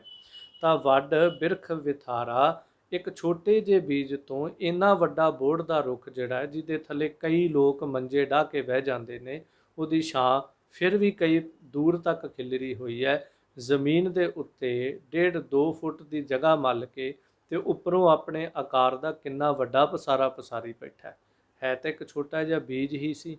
ਇਸ ਤਰ੍ਹਾਂ ਭਾਈ ਸਾਹਿਬ ਕਹਿੰਦੇ ਨੇ, ਇਹ ਨਾ ਕਹੋ ਕਿ ਪਰਮਾਤਮਾ ਸੂਖਮ ਰੂਪ ਦੇ ਅੰਦਰ ਹੈ ਤੇ ਆਪਣਾ ਇੰਨਾ ਵੱਡਾ ਸਥੂਲ ਰੂਪ ਦੇ ਅੰਦਰ ਪਸਾਰਾ ਕਿਵੇਂ ਪਸਾਰ ਲਏਗਾ। ਛੋਟਾ ਜਿਹਾ ਬੀਜ ਬਹੁਤ ਵੱਡਾ ਪਸਾਰਾ ਕਰ ਲੈਂਦਾ। ਉਸ ਤੋਂ ਬਾਅਦ ਫਿਰ ਕੀ ਹੁੰਦਾ ਹੈ, ਫਲ ਵਿੱਚ ਬੀਓ ਸਮਾਏ ਕੈ ਇੱਕ ਦੂ ਬੀਹੁ ਲੱਖ ਹਜ਼ਾਰਾਂ। ਫਿਰ ਉਹਨੂੰ ਜਿਹੜੀਆਂ ਗੋਲਾਂ ਲੱਗਦੀਆਂ ਨੇ, ਉਹਨਾਂ ਦੇ ਵਿੱਚ ਫਿਰ ਉਹ ਜਿਹੜਾ ਫਲ ਹੈ ਉਹਦੇ ਵਿੱਚ ਵੀ ਕਿੰਨੇ ਬੀਜ ਹਨ, ਤੇ ਉਸ ਤੋਂ ਬਾਅਦ ਉਹ ਇੱਕ ਫਲ ਵਿੱਚ ਕਿੰਨੇ ਬੀਜ ਨੇ, ਤੇ ਉਹ ਸਾਰੇ ਬੀਜ ਜਿਹੜੇ ਨੇ ਉਹ ਰੁੱਖੀ ਹਨ, ਜਿੱਥੇ ਜਿੱਥੇ ਡਿੱਗਣਗੇ, ਜਿੱਥੇ ਜਿੱਥੇ ਜਾਣਗੇ ਉੱਥੇ ਉੱਗਣਗੇ। ਉਹ ਜਦੋਂ ਇੱਕ ਬੀਜ ਉਹਨਾਂ 'ਚੋਂ ਉੱਗੇਗਾ, ਉਹਦੇ 'ਚੋਂ ਬੋੜ ਨਿਕਲੇਗਾ, ਉਹਨੂੰ ਫਿਰ ਉਹ ਫਲ ਲੱਗਣਗੇ, ਫਿਰ ਉਹਨਾਂ ਦੇ ਵਿੱਚੋਂ ਕਿੰਨੇ ਅੱਗੇ ਜਾ ਕੇ ਬੀਜ ਬਣਨਗੇ। ਸੋ ਇਸ ਤਰ੍ਹਾਂ ਭਾਈ ਸਾਹਿਬ ਕਹਿੰਦੇ ਉਸ ਇੱਕ ਬੀਜ ਵਿੱਚ ਕਿੰਨਾ ਵਿਸਥਾਰ ਹੈ। ਪਹਿਲਾਂ ਇੱਕ ਬੋੜ ਬਣਿਆ, ਉਹਨੂੰ ਫਲ ਲੱਗੇ, ਉਹਦੇ ਇੱਕ ਇੱਕ ਫਲ ਦੇ ਵਿੱਚ ਕਿੰਨੇ ਬੀਜ ਪੈਦਾ ਹੋਏ, ਉਹ ਇੱਕ ਇੱਕ ਬੀਜ ਨੇ ਰੁੱਖ ਦਾ ਰੂਪ ਧਾਰਨ ਕੀਤਾ। ਫਿਰ ਇੱਕ ਇੱਕ ਬੀਜ ਦੇ ਵਿੱਚੋਂ ਅੱਗੇ ਲੱਖਾਂ ਹਜ਼ਾਰਾਂ ਰੁੱਖ ਜਿਹੜੇ ਉਹ ਫਿਰ ਪੈਦਾ ਹੋ ਗਏ। ਇਸ ਤਰ੍ਹਾਂ ਇਹ ਬਹੁਤ ਵੱਡਾ ਲੱਖ ਹਜ਼ਾਰਾਂ ਦਾ ਪਸਾਰਾ ਬਣ ਜਾਂਦਾ ਹੈ। ਗੁਰਮੁਖ ਸੁਖ ਫਲ ਪਿਰਮ ਰਸ, ਗੁਰ ਸਿੱਖਾਂ ਸਤਿਗੁਰੂ ਪਿਆਰਾ। ਸੋ ਇਸ ਤਰ੍ਹਾਂ ਕਹਿੰਦੇ ਪਰਮਾਤਮਾ ਅਕਾਲ ਪੁਰਖ ਜਿਹੜਾ ਹੈ ਨਾ, ਸਾਰੇ ਜਗਤ ਨੂੰ ਇਸ ਤਰ੍ਹਾਂ ਜਾਣਨਹਾਰ ਹੈ। ਤਾਂ ਕਰਕੇ ਇਸ ਪਹਿਲਾਂ ਇਹਨਾਂ ਪੰਕਤੀਆਂ ਤੱਕ ਪਰਮੇਸ਼ਰ ਨੇ ਜੋ ਸ੍ਰਿਸ਼ਟੀ ਸਾਜੀ ਉਹਦੇ ਪਸਾਰੇ ਦਾ ਜ਼ਿਕਰ ਕਰਕੇ ਸਮਝਾਇਆ ਕਿ ਪਰਮਾਤਮਾ ਸੂਖਮ ਤੋਂ ਸਥੂਲ ਰੂਪ ਦੇ ਵਿੱਚ ਹੋ ਗਿਆ। ਪਰ ਜੇ ਕੋਈ ਕਹੇ ਕਿਹੜੇ ਦਿਨ ਹੋਇਆ, ਕਿੰਨੀ ਤਰੀਕ ਨੂੰ ਹੋਇਆ, ਤਾਂ ਸਭ ਕਹਿੰਦੇ ਥਿਤ ਵਾਰ ਨਾ ਜੋਗੀ ਜਾਣੈ, ਰੁੱਤ ਮਾਹੁ ਨਾ ਕੋਈ, ਜਾਂ ਕਰਤਾ ਸ੍ਰਿਠੀ ਕਉ ਸਾਜੇ, ਆਪੇ ਜਾਣੈ ਸੋਈ। ਫਿਰ ਇਸ ਪੰਕਤੀ 'ਚ ਕਹਿੰਦੇ ਨੇ ਜਿਹੜੇ ਗੁਰਮੁਖ ਹਨ ਉਹ ਸੁਖ ਫਲ ਪਿਰਮ ਰਸ, ਜਿਨ੍ਹਾਂ ਗੁਰਮੁਖਾਂ ਨੇ ਸਤਿਗੁਰੂ ਦੇ ਦੁਆਰਾ ਗੁਰਸਿੱਖਾਂ ਸਤਿਗੁਰੂ ਪਿਆਰਾ, ਜਿਨ੍ਹਾਂ ਗੁਰਸਿੱਖਾਂ ਨੂੰ ਸਤਿਗੁਰੂ ਪਿਆਰਾ ਲੱਗਾ, ਸਤਿਗੁਰੂ ਦੇ ਨਾਲ ਜਿਨ੍ਹਾਂ ਨੇ ਪ੍ਰੇਮ ਕੀਤਾ, ਜਿਨ੍ਹਾਂ ਨੇ ਪਿਆਰੇ ਦੇ ਪ੍ਰੇਮ ਨੂੰ ਜਾਣ ਲਿਆ, ਪ੍ਰੇਮ ਰਸ ਨੂੰ ਜਿਨ੍ਹਾਂ ਨੇ ਚੱਖ ਲਿਆ, ਮਾਣ ਲਿਆ, ਉਹਨਾਂ ਗੁਰਮੁਖ ਸੁਖ ਫਲ ਪਿਰਮ ਰਸ, ਉਹਨਾਂ ਨੇ ਸੁਖ, ਆਤਮਿਕ ਸੁਖ ਸਰੂਪੀ ਫਲ ਜਿਹੜਾ ਉਹ ਪ੍ਰਾਪਤ ਕੀਤਾ ਹੈ। ਸਾਧ ਸੰਗਤ ਸੱਚਖੰਡ ਵਿੱਚ, ਸਤਿਗੁਰ ਪੁਰਖ ਵਸੈ ਨਿਰੰਕਾਰਾ। ਉਹਨਾਂ ਗੁਰਮੁਖਾਂ ਦੇ ਨਾ ਸਤ ਸੰਗਤ ਰੂਪੀ ਸੱਚਖੰਡ ਦੇ ਵਿੱਚ ਨਿਰੰਕਾਰ ਅਤੇ ਸਤਿਗੁਰੂ ਪੁਰਖ ਸਦਾ ਵਸਦੇ ਹਨ। ਉਹ ਗੁਰਮੁਖ ਜਿੱਥੇ ਸਤ ਸੰਗਤੀ ਰੂਪ ਵਿੱਚ ਬਹਿੰਦੇ ਨੇ ਨਾ, ਉਹਨਾਂ ਦੀ ਸੰਗਤ ਵਿੱਚ ਸੰਗਤ ਹਰ ਪ੍ਰਭ ਵਸੈ ਜੀਓ। ਐਸੇ ਕਮਾਈ ਵਾਲੇ ਗੁਰਸਿੱਖ ਜਿੱਥੇ ਸੰਗਤੀ ਰੂਪ ਵਿੱਚ ਬਹਿੰਦੇ, ਉੱਥੇ ਨਿਰੰਕਾਰ ਅਤੇ ਪੂਰਾ ਸਤਿਗੁਰੂ ਪ੍ਰਤੱਖ ਵਸਦੇ ਹਨ। ਭਾਏ ਭਗਤ ਗੁਰਮੁਖ ਨਿਸਤਾਰਾ। ਪ੍ਰੇਮਾ ਭਗਤੀ ਕਰਕੇ ਗੁਰਮੁਖਾਂ ਦਾ ਨਿਸਤਾਰਾ ਹੋ ਜਾਂਦਾ ਹੈ, ਸੰਸਾਰ ਤੋਂ ਪਾਰ ਹੀ ਉਤਾਰਾ ਹੋ ਜਾਂਦਾ ਹੈ। ਸੋ ਇਸ ਸਾਰੀ ਪੌੜੀ ਦੀ ਇਹਨਾਂ 10 ਪੰਕਤੀਆਂ ਦੇ ਵਿੱਚ ਸਮਝਾਇਆ ਕਿ ਇਹ ਸਾਰੀ ਸ੍ਰਿਸ਼ਟੀ ਜਿਹੜੀ ਹੈ ਇਹ ਅਕਾਲ ਪੁਰਖ ਪਰਮੇਸ਼ਰ ਨੇ ਇੱਕ ਸ਼ਬਦ ਤੋਂ ਪੈਦਾ ਕੀਤੀ ਹੈ, ਪਰ ਇਹਦੀ ਸਮਝ ਉਹਨੂੰ ਪੈਂਦੀ ਹੈ ਜਿਹੜਾ ਉਸ ਕਰਤੇ ਪਿਆਰੇ ਦੇ ਨਾਲ ਪ੍ਰੇਮ ਕਰਦਾ। ਉਹਨੂੰ ਫਿਰ ਉਹ ਆਪਣੇ ਘਰ ਦੀਆਂ ਸਾਰੀਆਂ ਰਹੱਸਮਈ ਬਾਤਾਂ ਜਿਹੜੀਆਂ ਨੇ ਉਹਨੂੰ ਸਮਝਾ ਦਿੰਦਾ ਹੈ। ਸੋ ਇਸ ਤਰ੍ਹਾਂ ਸਮਝਾ ਕੇ ਫਿਰ ਸਿੱਖਾਂ ਦਾ ਇੱਕ ਸਵਾਲ ਹੈ ਕਿ ਭਾਈ ਸਾਹਿਬ ਜੀ ਦੇਖੋ, ਸਾਡੇ ਅੰਦਰ ਇੰਨੀ ਤੇ ਸੂਝ-ਬੂਝ ਨਹੀਂ ਹੈ ਕਿ ਅਸੀਂ ਬਾਣੀ ਦਾ ਸਾਰਾ ਪਾਠ ਜਿਹੜਾ ਉਹ ਕਰ ਸਕੀਏ, ਕਿਉਂਕਿ ਅਸੀਂ ਜ਼ਿਆਦਾ ਪੜ੍ਹੇ ਨਹੀਂ ਜਾਂ ਸਾਡੇ ਕੋਲ ਸੰਸਾਰ 'ਤੇ ਇੰਨਾ ਸਮਾਂ ਨਹੀਂ, ਵਿਵਹਾਰਾਂ ਵਿੱਚ ਖਚਤ ਹਾਂ। ਫਿਰ ਵੀ ਅਸੀਂ ਨਿਤਨੇਮ ਕਰਦੇ ਹਾਂ ਅਤੇ ਜੋ ਜਪਜੀ ਸਾਹਿਬ ਜੀ ਦੀ ਪਾਵਨ ਬਾਣੀ ਹੈ ਜਦੋਂ ਪੜ੍ਹਦੇ ਹਾਂ, ਸ਼ੰਕਾ ਸਾਡਾ ਕੋਈ ਨਹੀਂ। ਸਿੱਖ ਦਾ ਗੁਰੂ ਜਿਹੜਾ ਹੈ ਉਹ ਧੰਨ ਗੁਰੂ ਨਾਨਕ ਦੇਵ ਮਹਾਰਾਜ ਸਮਰੱਥ ਗੁਰੂ ਹੈ, ਸ਼ਬਦ ਗੁਰੂ ਹੈ। ਕਿਉਂਕਿ ਇਹ ਸਵਾਲ ਜਦੋਂ ਕੀਤਾ ਗਿਆ, ਮਾफ़ ਕਰਿਓ, ਉਸ ਵਕਤ ਗੁਰੂ ਗ੍ਰੰਥ ਸਾਹਿਬ ਮਹਾਰਾਜ ਗੁਰਤਾ ਗੱਦੀ 'ਤੇ ਨਹੀਂ, ਇਸ ਕਰਕੇ ਵੱਡੇ ਗੁਰੂ ਗੁਰੂ ਨਾਨਕ ਦੇਵ ਮਹਾਰਾਜ ਵੱਲ ਇਸ਼ਾਰਾ ਕਰਕੇ ਸਿੱਖ ਕਹਿ ਰਹੇ ਨੇ। ਕਹਿੰਦੇ ਪਰ ਜਦੋਂ ਗੁਰੂ ਨਾਨਕ ਪਾਤਸ਼ਾਹ ਜੀ ਦਾ ਇੱਕ ਸਲੋਕ ਪੜ੍ਹਦੇ ਹਾਂ ਜਪਜੀ ਸਾਹਿਬ ਦੀ ਸੰਪੂਰਨਤਾ 'ਤੇ, ਉਦੋਂ ਮਨ ਦੇ ਵਿੱਚ ਇੱਕ ਸਵਾਲ ਪੈਦਾ ਹੋ ਜਾਂਦਾ ਹੈ ਕਿ ਗੁਰੂ ਨਾਨਕ ਪਾਤਸ਼ਾਹ ਪੌਣ ਨੂੰ ਗੁਰੂ ਕਿਉਂ ਕਹਿੰਦੇ ਨੇ, ਪਾਣੀ ਨੂੰ ਗੁਰੂ ਕਿਉਂ ਕਹਿੰਦੇ ਨੇ, ਧਰਤੀ ਨੂੰ ਮਾਤਾ ਕਿਉਂ ਕਹਿੰਦੇ ਹਨ, ਜਦੋਂ ਕਿ ਗੁਰੂ ਨਾਨਕ ਪਾਤਸ਼ਾਹ ਆਪ ਗੁਰੂ ਨੇ, ਉਹ ਆਪ ਪਰਮੇਸ਼ਰ ਸਰੂਪ ਨੇ। ਫਿਰ ਸਾਡੇ ਤਾਂ ਗੁਰੂ ਹੀ ਗੁਰੂ ਨਾਨਕ ਪਾਤਸ਼ਾਹ ਨੇ, ਫਿਰ ਅਸੀਂ ਪੌਣ ਨੂੰ ਗੁਰੂ ਕਿਵੇਂ ਮੰਨ ਲਈਏ। ਸੋ ਇਸ ਤਰ੍ਹਾਂ ਭਾਈ ਗੁਰਦਾਸ ਜੀ ਨੂੰ ਜਦੋਂ ਸਵਾਲ ਕੀਤਾ ਹੈ, ਬੜੇ ਸੋਹਣੇ ਤਰੀਕੇ ਨਾਲ ਇਸ ਪੌੜੀ 'ਚ ਸਮਝਾਉਂਦੇ ਨੇ। ਕਹਿੰਦੇ ਪਹਿਲੀ ਗੱਲ ਤਾਂ ਇਹ ਹੈ ਕਿ ਬਾਣੀ ਦੇ ਬਹੁਤ ਸ਼ਬਦ ਐਸੇ ਨੇ, ਵੈਸੇ ਤਾਂ ਸਾਰੀ ਬਾਣੀ ਦੇ ਅੰਤਰੀਵ ਅਰਥ ਨੇ, ਪਰ ਕੁਝ ਐਸੇ ਵੀ ਸ਼ਬਦ ਨੇ ਜਿਨ੍ਹਾਂ ਦਾ ਅੰਤਰੀਵ ਅਰਥ ਹੀ ਕਰਨਾ ਪੈਂਦਾ ਹੈ, ਬਾਹਰੀ ਅਰਥ ਜਿਹੜਾ ਉਹ ਟੁਕਦਾ ਨਹੀਂ ਅਤੇ ਉਹਨੂੰ ਬਹੁਤ ਗਹਿਰਾਈ ਦੇ ਵਿੱਚ ਸਮਝਣਾ ਪੈਂਦਾ ਹੈ। ਜਿਸ ਤਰ੍ਹਾਂ ਭਗਤ ਕਬੀਰ ਜੀ ਦਾ ਇੱਕ ਵਚਨ ਪੜ੍ਹਦੇ ਹਾਂ, ਜਿੱਥੇ ਭਗਤ ਜੀ ਕਹਿੰਦੇ ਕਬੀਰ ਗੂੰਗਾ ਹੁਆ ਬਾਵਰਾ ਬਹਿਰਾ ਹੁਆ ਕਾਨ, ਪਾਵਹੁ ਤੇ ਪਿੰਗੁਲ ਭਇਆ ਮਾਰਿਆ ਸਤਿਗੁਰ ਬਾਣ। ਹੁਣ ਬਾਹਰੀ ਅਰਥ ਜੇ ਕਰਾਂ ਤੇ ਉਹਦਾ ਤਾਂ ਭਾਵ ਇਹ ਹੋ ਜਾਏਗਾ ਕਿ ਪੂਰੇ ਗੁਰੂ ਨੇ ਤੀਰ ਮਾਰਿਆ ਤੇ ਭਗਤ ਕਬੀਰ ਜੀ ਕਹਿੰਦੇ ਮੈਂ ਪਿੰਗਲਾ ਹੋ ਗਿਆ, ਮੈਂ ਬੌਰਾ ਹੋ ਗਿਆ, ਮੈਂ ਬੋਲਾ ਹੋ ਗਿਆ, ਮੈਂ ਗੂੰਗਾ ਹੋ ਗਿਆ। ਪਰ ਭਗਤ ਕਬੀਰ ਜੀ ਦੀ ਸਾਰੀ ਬਾਣੀ ਪੜ੍ਹ ਕੇ ਦੇਖਦੇ ਹਾਂ, ਕਿਤੇ ਉਹ ਗੂੰਗੇ ਨਹੀਂ। ਉਹਨਾਂ ਦਾ ਜੀਵਨ ਪੜ੍ਹ ਕੇ ਦੇਖੀਏ, ਕਿਤੇ ਉਹਨਾਂ ਦੇ ਸਰੀਰ ਵਿੱਚ ਨਾ ਐਸਾ ਰੋਗ ਹੈ ਕਿ ਉਹਨਾਂ ਨੂੰ ਸੁਣਾਈ ਨਹੀਂ ਦਿੰਦਾ, ਜਾਂ ਉਹ ਬੋਲ ਨਹੀਂ ਸਕਦੇ, ਜਾਂ ਉਹ ਚੱਲ ਨਹੀਂ ਸਕਦੇ। ਸੋ ਇਸ ਤਰ੍ਹਾਂ ਭਗਤ ਕਬੀਰ ਜੀ ਨੇ ਬਹੁਤ ਸੋਹਣੇ ਸੁਚੱਜੇ ਤਰੀਕੇ ਦੇ ਨਾਲ ਸਮਝਾਇਆ, ਪਰ ਉੱਥੇ ਜਿਹੜੇ ਅੰਤਰੀਵ ਭਾਵ ਅਰਥ ਸਨ ਉਹ ਕੇਵਲ ਇਹੀ ਸਨ ਕਿ ਮੇਰੇ ਸਤਿਗੁਰੂ ਨੇ ਸ਼ਬਦ ਰੂਪੀ ਬਾਣ, ਸ਼ਬਦ ਰੂਪੀ ਤੀਰ ਜਦੋਂ ਮਾਰਿਆ ਹੈ ਤਾਂ ਕੀ ਰਹਿਮਤ ਕੀਤੀ ਹੈ ਕਿ ਗੂੰਗਾ ਹੁਆ, ਮੈਂ ਸੰਸਾਰ ਦੀ ਨਿੰਦਾ ਉਸਤਤ ਆਦਿਕ ਵੱਲੋਂ ਗੂੰਗਾ ਹੋ ਗਿਆ। ਜਿਹੜੀ ਪਹਿਲਾਂ ਨਿੰਦਾ ਉਸਤਤ ਕਿਤੇ ਇਸ ਜ਼ੁਬਾਨ 'ਤੇ ਆਉਂਦੀ ਸੀ ਉਹਦੇ ਵੱਲੋਂ ਗੂੰਗਾ ਹੋ ਗਿਆ। ਜੋ ਲੋਕਾਂ ਦੀਆਂ ਵਡਿਆਈਆਂ, ਲੋਕਾਂ ਵੱਲੋਂ ਆਪਣੀ ਉਸਤਤ ਸੁਣਨੀ ਜਾਂ ਨਾਸਤਕਾਂ ਦੇ ਬੋਲ ਸੁਣਨੇ ਜਾਂ ਮਾੜੇ ਸ਼ਬਦ ਸੁਣਨੇ ਸੰਸਾਰ 'ਤੇ, ਉਹਨਾਂ ਵੱਲੋਂ ਮੈਂ ਬੋਲਾ ਹੋ ਗਿਆ। ਉਸ ਤੋਂ ਉਪਰੰਤ ਕੁਸੰਗਤ ਵਿੱਚ ਚੱਲ ਕੇ ਜਾਣ ਵੱਲੋਂ ਹੁਣ ਇਹ ਪੈਰ ਜਿਹੜੇ ਹਨ ਇਹ ਪਿੰਗਲੇ ਹੋ ਗਏ, ਹੁਣ ਉੱਧਰ ਨਹੀਂ ਜਾਂਦੇ ਹਨ। ਸੋ ਇਸ ਤਰ੍ਹਾਂ ਭਗਤ ਕਬੀਰ ਜੀ ਦੇ ਉਸ ਪਾਵਨ ਸਲੋਕ ਦੇ ਸਾਰੇ ਭਾਵ ਅਰਥ ਜਿਹੜੇ ਨੇ ਉਹ ਅੰਤਰੀਵ ਹੀ ਬਣਨਗੇ। ਸੋ ਇਸ ਤਰ੍ਹਾਂ ਇਸ ਪੌੜੀ ਦੇ ਵਿੱਚ ਸਮਝਾ ਕਰਕੇ ਕਹਿੰਦੇ ਨੇ ਕਿ ਅਕਾਲ ਪੁਰਖ ਪਰਮੇਸ਼ਰ ਗੁਰੂ ਨਾਨਕ ਪਾਤਸ਼ਾਹ ਜੀ ਨੇ ਜੋ ਸਲੋਕ ਉਚਾਰਨ ਕੀਤਾ ਹੈ, ਉਸ ਸਲੋਕ ਦੇ ਅੰਦਰ ਜੋ ਸਾਹਿਬ ਜੀ ਨੇ ਕਿਰਪਾ ਕਰਕੇ ਨਿਵਾਜਿਆ ਕਿ ਪੌਣ ਗੁਰੂ ਪਾਣੀ ਪਿਤਾ ਮਾਤਾ ਤਰਤ ਮਹਤ ਦਿਵਸ ਰਾਤ ਤੋਇ ਦਾਈ ਦਾਇਆ ਖੇਲੈ ਸਗਲ ਜਗਤ। ਸੋ ਉਸ ਪਾਵਨ ਸਲੋਕ ਦਾ ਇਸ ਪੌੜੀ ਦੇ ਵਿੱਚ ਭਾਵ ਅਰਥ ਰੱਖਦੇ ਭਾਈ ਸਾਹਿਬ ਜੀ ਕਿਰਪਾ ਕਰਕੇ ਇੱਥੇ ਸਮਝਾਉਂਦਿਆਂ ਹੋਇਆ ਫਿਰ ਜ਼ਿਕਰ ਕਰਦੇ ਹਨ। ਪਾਉਣ ਗੁਰੂ ਗੁਰ ਸ਼ਬਦ ਹੈ, ਵਾਹਿਗੁਰੂ ਗੁਰ ਸ਼ਬਦ ਸੁਣਾਇਆ। ਜਿਹੜਾ ਵਾਹਿਗੁਰੂ ਦਾ ਗੁਰੂ ਸਾਹਿਬ ਜੀ ਨੇ ਸ਼ਬਦ ਸੁਣਾਇਆ, ਭਾਵ ਇਹ ਹੈ ਕਿ ਪਾਉਣ ਗੁਰੂ ਗੁਰ ਸ਼ਬਦ ਹੈ, ਉਹ ਗੁਰ ਸ਼ਬਦ ਦਾ ਹੀ ਪਾਉਣ ਗੁਰੂ ਹੈ। ਥੋੜ੍ਹਾ ਜਿਹਾ ਇਹਨੂੰ ਸਮਝੀਏ, ਕਿਉਂਕਿ ਜਦੋਂ ਅਸੀਂ ਵਾਹਿਗੁਰੂ ਸ਼ਬਦ ਕਹਿੰਦੇ ਹਾਂ ਤੇ ਆਪਣੀ ਸਾਹ ਦੇ ਨਾਲ ਕਹਿੰਦੇ ਹਾਂ। ਇੱਕ ਤਾਂ ਕੁਝ ਗੁਰਸਿੱਖ ਪ੍ਰੇਮੀ ਜਿਹੜੇ ਉਹ ਸਾਹ ਦੇ ਨਾਲ ਰਲਾ ਕੇ ਵਾਹਿਗੁਰੂ, ਸਾਹ ਨੂੰ ਖਿੱਚਦਿਆਂ ਹੋਇਆਂ ਵਾਹੇ, ਕੱਢਦਿਆਂ ਹੋਇਆਂ ਗੁਰੂ ਸ਼ਬਦ ਵੀ ਕਹਿੰਦੇ ਨੇ। ਦੇਖੋ, ਆਪੋ ਆਪਣਾ ਜਪਣ ਦਾ ਤਰੀਕਾ ਹੈ ਸਾਰਿਆਂ ਦਾ। ਕੁਝ ਐਸਾ ਵੀ ਕਹਿੰਦੇ ਨੇ ਕਿ ਇਹ ਇੱਕ ਜੋਗ ਮੱਤ ਦੀ ਤਰ੍ਹਾਂ ਹੈ। ਸੋ ਖੈਰ, ਆਪੋ ਆਪਣੀ ਸਮਝ ਹੈ, ਜਿਵੇਂ ਵੀ ਜਪੀਏ ਬਸ ਜਪੀਏ। ਜ਼ਿੰਦਗੀ ਦਾ ਮਕਸਦ ਜਿਹੜਾ ਹੈ ਉਹ ਕਿਸੇ ਉਲਝਣ ਵਿੱਚ ਨਾ ਪਵੇ, ਮੰਜ਼ਿਲ ਮਕਸਦ ਇਹ ਹੋਵੇ ਅਸੀਂ ਜਪਣਾ ਹੈ।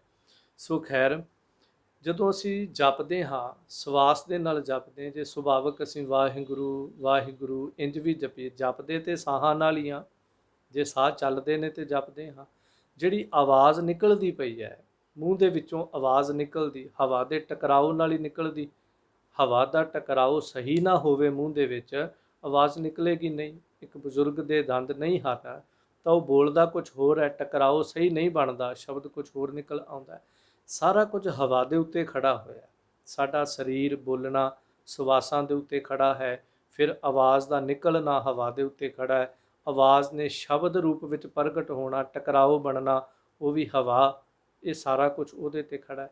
ਤਾਂ ਗੁਰੂ ਨਾਨਕ ਗੁਰੂ ਪਾਤਸ਼ਾਹ ਜੀ ਨੇ ਇਸ ਕਰਕੇ ਇੱਕ ਸਤਿਕਾਰ ਦੇ ਵਿੱਚ, ਜਿਵੇਂ ਅਸੀਂ ਕਹਿ ਲਈਏ ਕਿ ਸ਼ਬਦ ਦੇ ਨਾਲ ਹਵਾ ਦਾ ਮੇਲ ਬਣਿਆ ਤੇ ਸ਼ਬਦ ਗੁਰੂ ਹੈ। ਸ਼ਬਦ ਗੁਰੂ ਸੁਰਤ ਧੁਨ ਚੇਲਾ, ਸ਼ਬਦ ਦੇ ਨਾਲ ਹਵਾ ਦਾ ਮੇਲ ਬਣ ਗਿਆ ਤਾਂ ਗੁਰੂ ਨਾਨਕ ਪਾਤਸ਼ਾਹ ਨੇ ਉਹਨੂੰ ਇੱਕ ਸਤਿਕਾਰਕ ਪਦਵੀ ਦੇ ਕੇ ਨਿਵਾਜਿਆ ਹੈ ਕਿ ਪਾਉਣ ਗੁਰੂ ਗੁਰ ਸ਼ਬਦ ਹੈ। ਅਸਲ ਵਿੱਚ ਗੁਰ ਸ਼ਬਦ ਹੈ, ਇਹ ਸਪਸ਼ਟ ਕਰ ਦਿੱਤਾ ਹੈ। ਉੱਥੇ ਵੀ ਸਾਹਿਬ ਜੀ ਨੇ ਸਪਸ਼ਟ ਕੀਤਾ ਹੋਇਆ। ਤਾਂ ਭਾਈ ਸਾਹਿਬ ਕਹਿੰਦੇ ਨੇ ਗੁਰੂ ਨਾਨਕ ਪਾਤਸ਼ਾਹ ਜੀ ਨੇ ਇਹ ਗੁਰੂ ਦੀ ਪਦਵੀ ਦਿੱਤੀ ਹੈ ਉਹਨੂੰ। ਪਾਣੀ ਪਿਤਾ ਪਵਿੱਤਰ ਕਰ, ਗੁਰਮੁਖ ਪੰਥ ਨਿਵਾਣ ਚਲਾਇਆ। ਤੇ ਜਿਸ ਤਰ੍ਹਾਂ ਪਾਣੀ ਲੋਕਾਂ ਨੂੰ ਪਵਿੱਤਰ ਕਰਦਾ ਹੈ, ਇਸ ਤਰ੍ਹਾਂ ਪਾਣੀ ਨੂੰ ਫਿਰ ਇੱਕ ਨਿਮਰਤਾ ਦਾ ਜ਼ਿਕਰ ਕਰਦਿਆਂ ਹੋਇਆਂ ਗੁਰਸਿੱਖਾਂ ਨੂੰ ਇਹ ਪੰਥ ਦਿੱਤਾ। ਕਿਉਂਕਿ ਪਾਣੀ ਚੱਲੈ ਨਿਵਾਣ ਵੱਲ। ਪਾਣੀ ਇੱਕ ਤਾਂ ਪਵਿੱਤਰ ਕਰਦਾ, ਧੋਂਦਾ ਹੈ, ਮੈਲ ਲਾਉਂਦਾ ਹੈ, ਫਿਰ ਪਾਣੀ ਹਮੇਸ਼ਾ ਨਿਵਾਣ ਵੱਲ ਨੂੰ ਚੱਲਦਾ ਹੈ। ਤਾਂ ਧੰਨ ਗੁਰੂ ਨਾਨਕ ਦੇਵ ਮਹਾਰਾਜ ਜੀ ਨੇ ਇਹ ਸਮਝਾਇਆ, ਗੁਰੂ ਨਾਨਕ ਪਾਤਸ਼ਾਹ ਜੀ ਨੇ ਇਸ ਲਈ ਇਹ ਪੰਥ ਤੋਰਿਆ, ਗੁਰਮੁਖ ਪੰਥ ਨਿਵਾਣ ਚਲਾਇਆ, ਜਿਸ ਦੇ ਵਿੱਚ ਸਾਰਿਆਂ ਦਾ ਸਤਿਕਾਰ, ਗੁਰਮੁਖ ਗੁਰਸਿੱਖ ਸਦਾ ਨਿਮਰਤਾ ਵਿੱਚ ਰਹਿੰਦੇ ਨੇ। ਇਸ ਕਰਕੇ ਪਾਣੀ ਨੂੰ ਇੱਕ ਪਿਤਾ ਦਾ ਦਰਜਾ ਦੇ ਕਰਕੇ, ਜਿਵੇਂ ਪਿਤਾ ਸੰਤਾਨ ਨੂੰ ਪਾਲਦਾ ਹੈ, ਉਹਨਾਂ ਦੇ ਦੁੱਖ ਸੁੱਖ ਦਾ ਹਾਮੀ ਬਣਦਾ ਹੈ, ਦੁੱਖਾਂ ਦੇ ਵਿੱਚੋਂ ਕੱਢਦਾ ਹੈ, ਇਸੇ ਤਰ੍ਹਾਂ ਪਾਣੀ ਜਿਹੜਾ ਹੈ ਉਹ ਮੈਲ ਨੂੰ ਧੋਂਦਾ ਹੈ। ਤਾਂ ਗੁਰਸਿੱਖ ਦਾ ਇੱਕ ਐਸਾ ਜੀਵਨ ਹੈ। ਤਾਂ ਕਰਕੇ ਪਾਣੀ ਨੂੰ ਇੱਕ ਗੁਰੂ ਦੇ ਸਮਾਨ ਸਤਿਕਾਰ ਦਿੱਤਾ ਹੈ ਤੇ ਪਿਤਾ ਦੇ ਸਮਾਨ ਪਾਣੀ ਪਿਤਾ ਕਹਿ ਕਰਕੇ ਨਵਾਜਿਆ ਹੈ, ਸਨਮਾਨ ਦਿੱਤਾ ਹੈ। ਧਰਤੀ ਮਾਤ ਮਹਤ ਕਰ, ਓਤ ਪੋਤ ਸੰਜੋਗ ਬਣਾਇਆ। ਫਿਰ ਧਰਤੀ ਇਹ ਮਹੱਤ ਕਰ, ਭਾਵ ਕਿ ਇਹਨੂੰ ਵੱਡਾ ਕਰਕੇ, ਫਿਰ ਓਤ ਪੋਤਾ ਸਾਰਾ ਤਾਣਾ ਪੇਟਾ ਜਿਹੜਾ ਧਰਤੀ, ਇਹਨੂੰ ਇੱਕ ਮਾਤਾ ਦਾ ਸਨਮਾਨ ਦੇ ਕਰਕੇ ਇਹ ਸਾਰੇ ਤਾਣੇ ਪੇਟੇ ਦਾ ਸੰਜੋਗ ਬਣਾਇਆ। ਕਿਉਂਕਿ ਧਰਤੀ ਜਿਹੜੀ ਹੈ ਨਾ, ਜਿਹਨੂੰ ਸਾਹਿਬ ਕਹਿੰਦੇ ਮਾਤਾ ਧਰਤ ਮਹੱਤ, ਧਰਤੀ ਨੂੰ ਮਾਂ ਦਾ ਦਰਜਾ ਤਾਂ ਦਿੱਤਾ। ਪਿਛਲੇ ਪੌੜੀਆਂ ਦੇ ਵਿੱਚ ਵੀ ਇੱਕ ਥਾਂ ਜ਼ਿਕਰ ਆਇਆ, ਆਪਾਂ ਸਾਂਝ ਕੀਤੀ ਸੀ। ਜਿਵੇਂ ਮਾਂ ਬੱਚੇ ਨੂੰ ਗੋਦ ਵਿੱਚ ਬਿਠਾਉਂਦੀ ਹੈ, ਫਿਰ ਮਾਂ ਆਪਣੇ ਸਰੀਰ ਦੇ ਵਿੱਚ ਦੁੱਧ ਪੈਦਾ ਕਰਕੇ ਉਸ ਦੁੱਧ ਦੇ ਨਾਲ ਬੱਚੇ ਨੂੰ ਪਾਲਦੀ ਹੈ। ਧਰਤੀ ਆਪਣੇ 'ਚੋਂ ਅਨਾਜ ਪੈਦਾ ਕਰਦੀ ਹੈ, ਉਹਦੇ ਨਾਲ ਸਾਰਿਆਂ ਨੂੰ ਪਾਲਦੀ, ਭਾਵੇਂ ਕੋਈ ਪਸ਼ੂ ਹੈ, ਭਾਵੇਂ ਪੰਛੀ ਹੈ, ਭਾਵੇਂ ਮਨੁੱਖ ਹੈ। ਧਰਤੀ ਸਾਰਿਆਂ ਨੂੰ ਆਪਣੀ ਗੋਦ ਦੇ ਵਿੱਚ ਲੈ ਕੇ ਰੱਖਦੀ ਹੈ। ਧਰਤੀ ਦੇ ਵਿੱਚੋਂ ਹੀ ਅਸੀਂ ਪੈਦਾ ਹੁੰਦੇ ਹਾਂ, ਜਿਵੇਂ ਮਾਂ ਦੀ ਕੁੱਖ ਦੇ ਵਿੱਚੋਂ ਪੈਦਾ ਹੁੰਦੇ ਹਾਂ। ਇਸੇ ਤਰ੍ਹਾਂ ਲੰਬੀ ਪ੍ਰਕਿਰਿਆ ਜਦੋਂ ਸਰੀਰ ਦੇ ਬਿੰਦ ਦੀ ਚੱਲਦੀ ਹੈ, ਇੱਕ ਮਨੁੱਖ ਨੇ ਪਹਿਲਾਂ ਇੱਕ ਬਨਸਪਤੀ, ਭਾਵੇਂ ਉਹ ਸਬਜ਼ੀ ਹੈ, ਸਾਗ ਹੈ, ਉਹਨੂੰ ਖਾਧਾ ਹੈ, ਉਹਦੇ ਸਰੀਰ ਵਿੱਚ ਗਿਆ, ਉਸ ਤੋਂ ਬਾਅਦ ਉਹਦਾ ਬਿੰਦ ਬਣਿਆ, ਇੱਧਰ ਮਾਂ ਦੇ ਸਰੀਰ ਵਿੱਚ ਉਹੀ ਬਨਸਪਤੀ ਫਸਲ ਗਈ, ਉਹਦਾ ਲਹੂ ਬਣਿਆ, ਸੰਜੋਗ ਹੋਇਆ, ਇਹ ਸਾਡੀ ਮਨੁੱਖਾ ਦੇਹੀ ਬਣੀ। ਕਵੀ ਚੂੜਾਮਣੀ ਭਾਈ ਸੰਤੋਖ ਸਿੰਘ ਜੀ ਨੇ ਬਹੁਤ ਵਿਸਥਾਰ ਨਾਲੇ ਸਾਰੀ ਪ੍ਰਕਿਰਿਆ ਦਾ ਜ਼ਿਕਰ ਕੀਤਾ ਹੈ। ਸੋ ਖੈਰ, ਜਿਵੇਂ ਮਾਤਾ ਦੇ ਵਿੱਚੋਂ ਜਨਮ ਹੁੰਦਾ ਹੈ, ਉਸੇ ਤਰ੍ਹਾਂ ਇਹ ਧਰਤੀ ਆਪਣੇ ਚੋਂ ਸਾਰਾ ਕੁਝ ਪੈਦਾ ਕਰਦੀ ਹੈ, ਹਰ ਇੱਕ ਨੂੰ ਜੀਵਨ ਦਾਨ ਦਿੰਦੀ।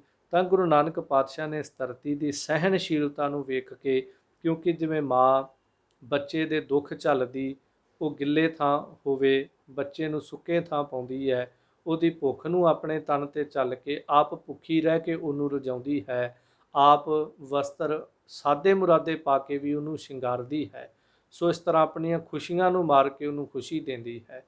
ਸੋ ਇਸ ਤਰ੍ਹਾਂ ਧਰਤੀ ਜਿਹੜੀ ਹੈ, ਇਹ ਸਾਰਾ ਕੁਝ ਮਾਤਾ ਦੀ ਤਰ੍ਹਾਂ ਕਰਦੀ ਹੈ। ਤਾਂ ਗੁਰੂ ਸਾਹਿਬ ਜੀ ਨੇ ਇਹਨੂੰ ਮਾਤਾ ਲਿਖ ਕੇ ਇਹਦਾ ਸਨਮਾਨ ਕੀਤਾ ਹੈ। ਦਾਈ ਦਾਇਆ ਰਾਤ ਦੇਹੋ, ਬਾਲ ਸੁਭਾਏ ਜਗਤਰ ਖਿਲਾਇਆ। ਫਿਰ ਇਹ ਦਾਈ ਦਾਏ ਦੀ ਨਿਆਈ, ਇਹ ਸਾਰਾ ਜਗਤ ਜਿਹੜਾ ਹੈ, ਦਿਵਸ ਰਾਤ ਦੋਏ ਦਾਈ ਦਾਇਆ ਖੇਲੈ ਸਗਲ ਜਗਤ, ਇਹ ਸਾਰਾ ਜਗਤ ਖੇਡਦਾ। ਰਾਤ ਜਿਹੜੀ ਹੈ ਉਹ ਦਾਈ ਦੀ ਤਰ੍ਹਾਂ ਹੈ, ਦਿਨ ਜਿਹੜਾ ਉਹ ਦਾਏ ਦੀ ਤਰ੍ਹਾਂ ਖਿਡਾਵੇ ਦੀ ਤਰ੍ਹਾਂ ਹੈ। ਦਿਨ ਸਾਨੂੰ ਖਿਡਾਉਂਦਾ ਹੈ, ਸਾਰਾ ਦਿਨ ਅਸੀਂ ਖੇਡਦੇ ਹਾਂ, ਕੋਈ ਕੁਛ ਕਰਦਾ ਹੈ, ਕੋਈ ਕੁਛ ਕੀਤਾ ਵਿਹਾਰ ਕਰਦਾ ਹੈ, ਰਾਤ ਨੂੰ ਸਾਰੀ ਦੁਨੀਆ ਸੌਂ ਜਾਂਦੀ ਹੈ। ਸੋ ਇਸ ਤਰ੍ਹਾਂ ਦਿਨ ਤੇ ਰਾਤ ਦਾਈ ਦਾਏ ਦੀ ਤਰ੍ਹਾਂ, ਤੇ ਬਾਲ ਸੁਭਾਏ ਜਗਤਰ ਖਿਲਾਇਆ, ਸਾਰਾ ਜਗਤ ਜਿਹੜਾ ਖਿਡਾਇਆ ਕਿਵੇਂ, ਬਾਲ ਸੁਭਾਏ, ਜਿਵੇਂ ਇੱਕ ਬਾਲਕ ਦਾ ਸੁਭਾਅ ਹੁੰਦਾ ਹੈ, ਇਸ ਤਰ੍ਹਾਂ ਬਾਲਕ ਦੀ ਤਰ੍ਹਾਂ ਇਹ ਸਾਰੇ ਸੰਸਾਰ ਨੂੰ ਖੇਡਾਂ ਦੇ ਵਿੱਚ ਉਹਨੇ ਲਾਇਆ ਹੋਇਆ। ਗੁਰਮੁਖ ਜਨਮ ਸਕਾਰ ਥਾ, ਸਾਧ ਸੰਗਤ ਵਸ ਆਪ ਗਵਾਇਆ। ਗੁਰਮੁਖਾਂ ਦਾ ਜਨਮ ਜਿਹੜਾ ਉਹ ਸਫਲ ਹੈ। ਕਿਉਂ ਜੀ? ਤਾਂ ਭਾਈ ਸਾਹਿਬ ਜੀ ਕਹਿੰਦੇ ਨੇ, ਸਾਧ ਸੰਗਤ ਵਿੱਚ ਨਿਵਾਸ ਕਰਕੇ ਨਾ ਉਹਨਾਂ ਨੇ ਆਪ ਗਵਾਇਆ। ਦੇਹ ਅਭਿਮਾਨ ਜਿਹੜਾ ਉਹਨੂੰ ਛੱਡ ਦਿੱਤਾ ਹੈ, ਦੇਹ ਅਭਿਮਾਨ ਜਿਹੜਾ ਗੁਰਸਿੱਖਾਂ ਗੁਰਮੁਖਾਂ ਨੇ ਉਹਨੂੰ ਗਵਾ ਦਿੱਤਾ ਹੈ। ਇਸ ਕਰਕੇ ਜੰਮਣ ਮਰਨਹੁ ਬਾਹਰੇ, ਜੀਵਨ ਮੁਕਤ ਜੁਗਤ ਵਰਤਾਇਆ।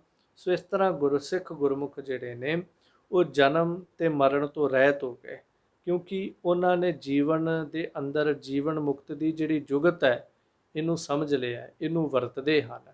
ਸੋ ਜਦੋਂ ਇਹ ਜੁਗਤ ਸਮਝ ਆ ਗਈ ਤੇ ਜੀਵਨ ਮੁਕਤ ਦੀ ਅਵਸਥਾ ਜਿਹੜੀ ਉਹਨਾਂ ਗੁਰਮੁਖਾਂ ਗੁਰਸਿੱਖਾਂ ਨੂੰ ਪ੍ਰਾਪਤ ਹੋ ਗਈ, ਉਹ ਜਨਮ ਮਰਨ ਤੇ ਬਾਹਰ ਹੋ ਗਏ।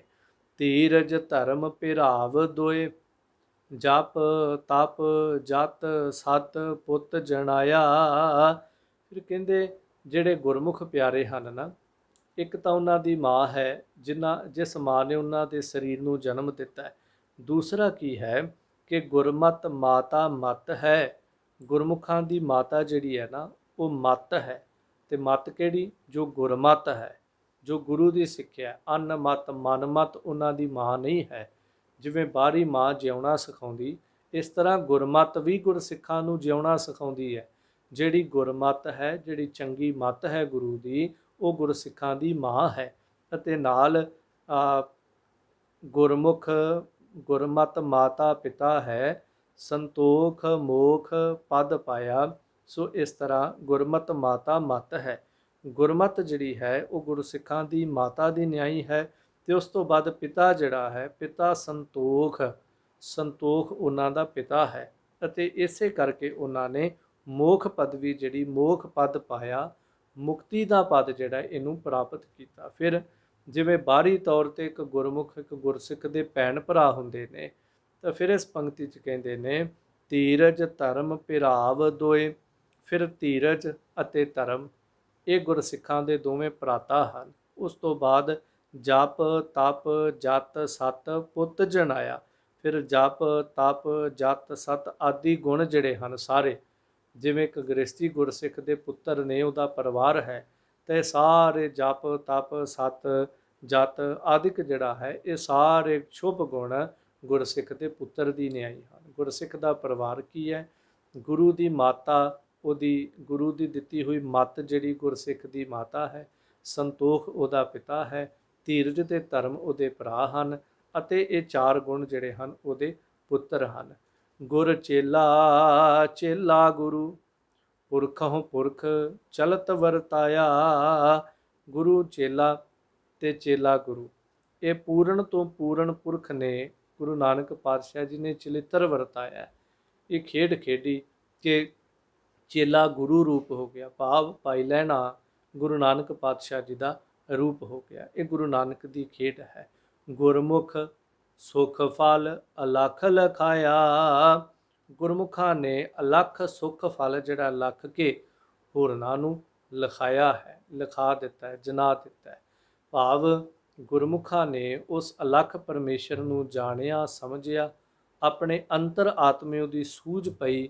ਜਦੋਂ ਇਸ ਗੱਲ ਦੀ ਸੂਝ ਪਈ, ਫਿਰ ਉਹਨਾਂ ਨੇ ਇਹ ਨਹੀਂ ਕਿਹਾ ਕਿ ਜੋ ਸਾਨੂੰ ਗਿਆਨ ਪ੍ਰਾਪਤ ਹੋ ਗਿਆ ਇਹ ਹੁਣ ਅਸੀਂ ਕਿਸੇ ਨੂੰ ਦੇਣਾ ਨਹੀਂ। ਉਹਨਾਂ ਨੇ ਉਸ ਅਲਖ ਨੂੰ ਸਮਝ ਕੇ, ਜਾਣ ਕੇ, ਜੋ ਅੰਦਰ ਕੋਈ ਝਲਕ ਝਲਕਾਰਾ ਮਿਲਿਆ ਗੁਰਸਿੱਖਾਂ ਗੁਰਮੁਖਾਂ ਨੇ, ਉਹ ਫਿਰ ਲਿਖਾਇਆ, ਹੋਰਨਾਂ ਨੂੰ ਵੀ ਲਿਖਾਇਆ, ਜਣਾਇਆ ਤੇ ਉਹਨਾਂ ਨੂੰ ਵੀ ਗੁਰੂ ਨਾਲ ਜੋੜ ਦਿੱਤਾ ਹੈ। ਸੋ ਅੱਗੇ ਜ਼ਿਕਰ ਕਰਦੇ ਨੇ 6ਵੀਂ ਪੌੜੀ ਦੇ ਵਿੱਚ ਕਿ ਨਿਰਲੇਪਤਾ ਗੁਰਸਿੱਖਾਂ ਦੇ ਅੰਦਰ ਕਿਸ ਤਰ੍ਹਾਂ ਦੀ ਨਿਰਲੇਪਤਾ ਹੈ। ਪਰ ਘਰ ਜਾਏ ਪਰਾਂ ਹੋਣਾ, ਆਸਾ ਵਿੱਚ ਨਿਰਾਸ ਵਲਾਏ। ਜਿਸ ਤਰ੍ਹਾਂ ਪਰਾਏ ਘਰ ਦੇ ਵਿੱਚ ਪ੍ਰਾਹੁਣਾ ਜਾਵੇ ਨਾ, ਵੈਸੇ ਤੇ ਸਾਰੇ ਹੀ ਪਰਾਏ ਨੇ, ਪਰ ਕਈ ਵਾਰ ਆਪਾਂ ਜੋ ਰਿਸ਼ਤੇਦਾਰੀਆਂ ਦੇ ਕਾਰਨ ਆਪਾਂ ਕਹਿੰਦੇ ਵੀ ਸਾਡੇ ਆਪਣੇ ਘਰ ਨੇ, ਪਰ ਆਪਣਾ ਘਰ ਤੇ ਇੱਕ ਉਹੀ ਹੈ ਜਿਹਦੇ 'ਚ ਰਹਿੰਦੇ ਪਏ ਆ, ਬਾਕੀ ਭਾਵੇਂ ਨਾਲ ਵਸਦਾ ਘਰ ਹੈ ਉਹ ਵੀ ਪਰਾਇਆ ਹੋ ਜਾਂਦਾ ਹੈ। ਸੋ ਉਸ ਤੋਂ ਬਾਅਦ ਅਰਥ ਕਰੀਏ ਤਾਂ ਰਿਸ਼ਤੇਦਾਰੀ ਤੋਂ ਬਾਹਰ ਜਿਹੜੇ ਲੋਕ ਜੋ ਦੁਨੀਆ 'ਚ ਵਿਵਹਾਰ ਲੈਣ ਦੇਣ ਸਾਡਾ ਬਹੁਤ ਇੱਕ ਦੂਜੇ ਦੇ ਨਾਲ ਸੰਬੰਧ ਹੁੰਦਾ, ਉਹ ਸਾਰਿਆਂ ਨੂੰ ਇੱਕ ਆਪਾਂ ਪਰਾਏ ਨਜ਼ਰੀਏ ਨਾਲ ਹੀ ਤੱਕਦੇ ਆ। ਇਹ ਸ਼ਬਦ ਕਹਿ ਦਿੰਦੇ ਇਹ ਸਾਡੇ ਆਪਣਿਆਂ ਵਰਗੇ ਨੇ, ਪਰ ਕਦੀ ਇਹ ਨਹੀਂ ਕਹਿੰਦੇ ਸਾਡੇ ਆਪਣੇ ਨੇ। ਬੜੀ ਵਾਰ ਆਪਾਂ ਇਹ ਸ਼ਬਦ ਕਹਿੰਦੇ ਕਿਸੇ ਨਾਲ ਬਚਪਨ ਦਾ ਪਿਆਰ ਹੋਵੇ, ਦਲੀਲ ਹੈ ਬਚਪਨ ਦਾ ਪਿਆਰ ਹੋਵੇ, ਤੁਸੀਂ ਗਏ ਹੋ, ਨਾਲ ਤੁਹਾਡਾ ਇੱਕ ਭਰਾ ਹੈ ਤੇ ਨਾਲ ਤੁਹਾਡਾ ਬਚਪਨ ਦਾ ਦੋਸਤ ਹੈ ਜਿਹਨੂੰ ਤੁਸੀਂ ਆਪਣੇ ਭਰਾ ਤੋਂ ਵੱਧ ਕੇ ਪਿਆਰ ਕਰਦੇ ਹੋ। ਕਿਸੇ ਘਰੇ ਗਏ, ਕਿਸੇ ਦੇ ਸਾਹਮਣੇ ਗਏ, ਜਦੋਂ ਸਾਹਮਣੇ ਗਏ ਸੁਭਾਵਿਕ ਤੁਹਾਨੂੰ ਪੁੱਛ ਲਵੇ ਜੀ ਇਹ ਨਾਲ ਕੌਣ ਨੇ, ਤੇ ਬੰਦਾ ਇੱਕ ਆਮ ਸ਼ਬਦ ਵਰਤਦਾ ਜੀ ਇਹ ਮੇਰਾ ਭਰਾ ਹੈ ਤੇ ਇਹ ਮੇਰਾ ਦੋਸਤ ਮਿੱਤਰ ਹੈ, ਪਰ ਹਾਂ ਮੇਰੇ ਭਰਾਵਾਂ ਵਰਗਾ ਹੈ ਜੀ, ਮਤਲਬ ਭਰਾਵਾਂ ਵਰਗਾ ਹੈ ਪਰ ਉਹਨੂੰ ਭਰਾ ਨਾ ਸਮਝ ਸਕਿਆ। ਸੋ ਇਸ ਕਰਕੇ ਹਮੇਸ਼ਾ ਮਨੁੱਖ ਦੀ ਮਾਨਸਿਕਤਾ ਇੱਥੇ ਦੀ ਇੱਥੇ ਖੜੀ ਰਹਿ ਜਾਂਦੀ ਹੈ। ਕਦੀ ਕਹਿੰਦਾ ਮੇਰਾ ਪੱਗ ਵੱਟ ਭਰਾ ਹੈ, ਮਤਲਬ ਸਕਾ ਨਹੀਂ ਹੈ। ਕਦੀ ਕਈ ਵਾਰ ਇਹ ਸ਼ਬਦ ਕਹਿ ਦਿੰਦੇ ਹਾਂ ਇਹ ਮੇਰਾ ਭਰਾ ਹੈ ਪਰ ਮੇਰੇ ਚਾਚੇ ਦਾ ਮੁੰਡਾ ਹੈ, ਮਤਲਬ ਸਕਾ ਨਹੀਂ ਹੈ। ਸੋ ਖੈਰ ਕਹਿਣ ਦਾ ਭਾਵ ਹੈ ਇਸ ਗੱਲ ਨੂੰ ਜਿੱਧਰੋਂ ਮਰਜ਼ੀ ਜਿੰਨਾ ਮਰਜ਼ੀ ਦਾ ਵਿਸਥਾਰ ਕਰ ਲਓ। ਸੋ ਭਾਵ ਇੱਥੇ ਭਾਈ ਸਾਹਿਬ ਦੇ ਸਮਝਾਉਣ ਦਾ ਕੇਵਲ ਇੰਨਾ ਹੈ ਕਿ ਓਪਰੇ ਘਰ ਦੇ ਵਿੱਚ ਜਾ ਕੇ ਜਿਵੇਂ ਪ੍ਰਾਹੁਣਾ ਜਿਹੜਾ ਹੈ ਆਸਾ ਦੇ ਵਿੱਚ ਨਿਰਾਸ਼ ਹੋ ਕੇ ਸਮਾਂ ਜਿਹੜਾ ਉਹ ਬਤੀਤ ਕਰਦਾ ਹੈ, ਬੇਸ਼ੱਕ ਖੁਸ਼ ਹੋਵੇ ਪਰ ਜਿਹੜੀ ਖੁਸ਼ੀ ਉਹਨੂੰ ਆਪਣੇ ਘਰ ਦੇ ਵਿੱਚ ਹੈ ਉਹਨੂੰ ਉੱਥੇ ਨਹੀਂ। ਕਈ ਵਾਰ ਜਿਸ ਆਸ ਨੂੰ ਲੈ ਕੇ ਗਿਆ ਹੁੰਦਾ ਹੈ ਉਹਦੇ ਤੋਂ ਵੀ ਚਿੰਤਾ ਵਿੱਚ ਰਹਿੰਦਾ ਹੈ ਤੇ ਨਿਰਾਸ਼ ਹੋ ਕੇ ਵਾਪਸ ਪਰਤ ਆਉਂਦਾ ਹੈ। ਪਾਣੀ ਅੰਦਰ ਕਵਲ ਜਿਉਂ ਸੂਰਜ ਧਿਆਨ ਅਲਿਪਤ ਰਹਾਏ। ਫਿਰ ਇੱਕ ਉਦਾਹਰਣ ਦਿੰਦੇ, ਕਹਿੰਦੇ ਪਾਣੀ ਦੇ ਵਿੱਚ ਜਿਵੇਂ ਕਮਲ ਹੈ, ਸੂਰਜ ਦੇ ਵੱਲ ਧਿਆਨ ਹੈ, ਕਮਲ ਦੀ ਸੁਰਤੀ ਬਿਰਤੀ ਜਿਹੜੀ ਹੈ ਉਹ ਸੂਰਜ ਦੇ ਲਿਵ ਜਿਹੜੀ ਸੂਰਜ ਨਾਲ ਲੱਗੀ ਹੈ, ਰਹਿੰਦਾ ਪਾਣੀ ਦੇ ਵਿੱਚ ਹੈ ਪਰ ਫਿਰ ਵੀ ਪਾਣੀ ਤੋਂ ਜਲ ਤੋਂ ਬਿਲਕੁਲ ਅਲੇਪ ਰਹਿੰਦਾ, ਉਹਦਾ ਸੰਗ ਨਹੀਂ ਕਰਦਾ। ਭਾਵ ਜੇ ਕਮਲ ਦੇ ਪੱਤਿਆਂ ਦੇ ਉੱਤੇ ਪਾਣੀ ਨੂੰ ਤੁਸੀਂ ਬੁੱਕ ਭਰ ਕੇ ਸੁੱਟੋ ਵੀ ਤੇ ਉਹਦੇ ਪੱਤਿਆਂ ਦੇ ਉੱਤੇ ਪਾਣੀ ਠਹਿਰਦਾ ਨਹੀਂ ਹੈ, ਕਮਲ ਪਾਣੀ ਵਿੱਚ ਅਲਿਪਤ ਰਹਿੰਦਾ ਹੈ।